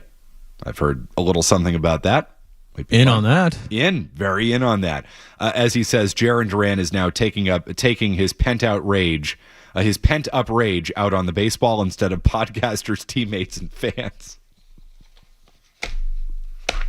Which does sum up the Jarren Duran experience well. Who's he fighting tonight? I think we can understand he's not fighting Wilson Contreras. He's just fighting the interim third base coach. That's who he has issues with. The interim third base coach. It will be addition by subtraction if the Red Sox find a way to move on from Jarren Duran between now and Monday, which, if you believe Julian McWilliams, and I do, according to multiple MLB sources, according to McWilliams, the Red Sox are open to the idea of trading Jarren Duran. Let's see if they can finally get it done. I think they've been open to trading him for the last year, probably two at this point. They've just overrated him every single time. I think right now they would be looking at Duran as addition by subtraction, which does bring us to this night 22 years ago. Trade deadline day, in what should be the trade deadline day, July 31st. It should always be the deadline day around baseball. I don't know why it's August 3rd this time around. That's weird. It's just me. I would love on a Friday night have trade deadline at midnight. I'd love to be doing a trade deadline show right now. I have been robbed of that. You have been robbed of that, Skaz. That's when the deadline used to be, midnight, July 31st. It's what it was growing up. Then they moved it to earlier in the day, and that's fine. But the deadline should always be July 31st. Nomar Garciaparra traded 22 years ago tonight. I guess, I don't know, for whatever reason, I've been thinking about it extra this year. It still was maybe the most ballsy move I've seen a general manager make. Like, Nomar was an icon and a legend, and they did it for two reasons. One, the contract, and Nomar had pretty much kind of shot his way out of town at that point, but that was a team that was built to win a World Series in 2004, and they traded him off of a team that was trying to win a World Series. Of course, you had the night in Yankee Stadium where he's sitting on the bench and Jeter's dramatically diving into the stands. Pokey Reese had a better catch that night, putting ketchup pockets on him and, packets, and bleeding his own blood. But it was crazy. And it still is crazy to think about. Like that, what a shock that was, and the balls it took to make that trade. It is the defining Red Sox trade that we did this the other day on Nesson. Ranking the Red Sox top trade deadline moves. It will forever, no matter what. I think so long as I live, it's hard to imagine a bigger move than the Red Sox trading Nomar on this day 22 years ago. I can't think of anything that would quite match it. And it worked out brilliantly, even though they did not keep Mankiewicz or Cabrera, but it worked out. They won a World Series, and it's one of the great moves a general manager has ever made. But I don't know, just thinking of it that night, and you know what? Theo went on Nesson and sat down with Don Orsillo and Jerry Remy, and the footage is out there, and it's great. And he was just real, man. He was real. And he knew he was going to take some heat for it. He did take some heat for it, and he just laid out all the reasons why they did the trade. Like, you knew exactly why they did the trade. And it ended up working out. It was brilliant. I don't think there is anything close, like you said, but the only two that even remotely come to mind in my lifetime are Manny for Jason Bay. Yep. And then Lester and, I guess, Johnny Gomes for Cespedes. The Manny experience, too, he was at the end of the contract. It was the end. It was the end. But admittedly, did that cost the Red Sox a trip to the World Series that year? That 2008 team was really good, man, and they were hurt by the end of it. They had like Mark Kotze and Alex Cora out there playing. Was Eric Hinsky on that team? Hinsky was on that team. Bay did not do much in the ALCS. I do have an Alex Cora question for you, too. Sure. Is he coming back? He better not be. What is that? What is the whole Cora rumor? I think listen, Jared and Alex Cora are best friends in the whole wide world. I think Chad Tracy is probably close with Alex Cora as well. Yeah. I would think his dad was Cora's first manager, I think, in the big league, so I'd imagine they're close, but I don't want that. Please, no way. Please, no. No way. Is it okay for me to say, McCarthy, I'm okay with Craig Breslow being in charge of the Red Sox for, the foreseeable future? I think with this team's turnaround, he has earned a chance. I'm not saying I feel great about it, but he's earned the chance. I will say this, though. His off seasons have been pretty good. His deadlines have been disasters. Disasters. So what's going to happen between now and then? That I do not have a lot of faith in Breslow getting a deadline deal done. The name I'm now really intrigued in, and if you want to, go on the reporting that we've had tonight, Sean McAdam, who's, as we just heard, traveling with the team. It feels like, I don't know if Breslow's out there or not, but it feels like there's a lot of information coming out today and tonight. Feels like, the Red Sox are talking. Again, you get the Julian McWilliams reporting. And Julian covered the team for the Globe, so I know he has Red Sox sources. I'm sure he has Red Sox sources. That felt like that, to me, was coming from the Red Sox, or at least partially from the Red Sox, letting baseball know that Duran is available in a trade. You're also getting Sean McAdam reporting tonight that an Otto Lopez deal is not going to happen. The Red Sox and the Marlins haven't really talked about it in the last week. But you're getting reporting as well from Julian McWilliams that the Red Sox or George Springer would be willing to waive his no-trade clause to come to Boston. I love the idea of bringing George Springer in. Why does Toronto do that? Toronto's selling. I think they're pretty much out of it. And Springer's a rental. What is the price tag for George Springer at this point in his career? 36 years old. It's probably not much. It's a flyer prospect, right? Let's go to Sox prospects right now. Like someone like the password last year? Yeah. Someone to that level? Yeah, probably. Someone who's hitting in Double-A or something like that. I'm fine with that. Bring them on down. I am too. Are you trading them Yolan Cespedes, who is, a shortstop in Greenville? That's a very Alex Cora move, though, isn't it, George Springer? Yeah. Are you trading Mikey Romero, who's in Worcester? Yes. Yeah. Yeah. He's probably not a part of the future here. He was a former first-round pick. Yeah. That's the type of... Are you sending them Eduardo Rivera? Sure. I know who that is. I know who that is, too. Tim McCone dancing in the streets for UConn legend George Springer, if we can get him. I love the idea of bringing Springer in. I do. He's a right-handed hitter, still has some pop.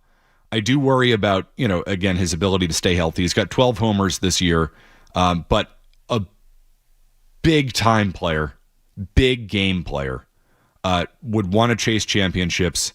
His numbers at Fenway are good. Actually, Matt Gross, I know, sent me his numbers at Fenway. Let me pull this up here. Springer at Fenway, you want this? 232 plate appearances, 323 average, 400 OBP, 940 OPS. Guy rakes at Fenway Park. Rakes. That's my new target at this deadline. It's a rental, but you could probably have him play a little bit of left field. You could see if he'd be willing to do it. He would be willing to do it. The guy's a gamer. He was a good center fielder for a long time. He's pretty much a DH at this point in his career. You could throw him out in left field a little bit. You could manage that with him and Yoshida maybe, and just play terrible defense in left field, but that's not going to be any better than Jarren Duran's playing out there, with the hopes that Roman Anthony, who's now swinging a bat, will come back. George Springer's my target. That I'm very intrigued by over the next few days. That would make this team a much better team. He's not the player he once was. Springer this year is batting .234 with 12 homers, 719 OPS. He's hit well as of late. He's been better as of late. He's played in only 78 games this year. So there are injury concerns there. He's only played once in the outfield this year, but that feels like a ballpark fit. That feels like a winner fit that you want that guy, Springer, no matter how old he gets, you put him up at the plate in October, he should scare you. We'll wrap up this Marconi Award-winning program next here on The Joe Show. You're listening to Joe Murray on 98.5. You want another sign the Red Sox maybe just have a horseshoe up their ass and it's impossible for them to lose? They're up 3-0 over the Dodgers right now. Thanks in part to a Freddie Freeman, what should be a 2 RBI error. I mean, Freddie Freeman, the guy's sure-handed as it gets. How many gold gloves does Freddie Freeman have? But yeah, they just keep on rolling. They're out to a 3-0 lead right now in LA. Frankly, you take 1 out of 3 against the Dodgers, I'll take it, man. I'll take it. All the pressure's on Breslow ahead of the deadline on Monday. This team, in the state of the American League, obviously deserves an improvement, an investment. Let's see if he can get it done. It's one thing to get deals done in the offseason when you can work with everybody around baseball. It's another thing to get deals done when there are only a few teams selling, prices are theoretically high, stuff goes fast, stuff goes down quickly. There's a reason why Breslow failed last year at the deadline. He got caught with his pants down about 20 minutes before, thinking he had a Joe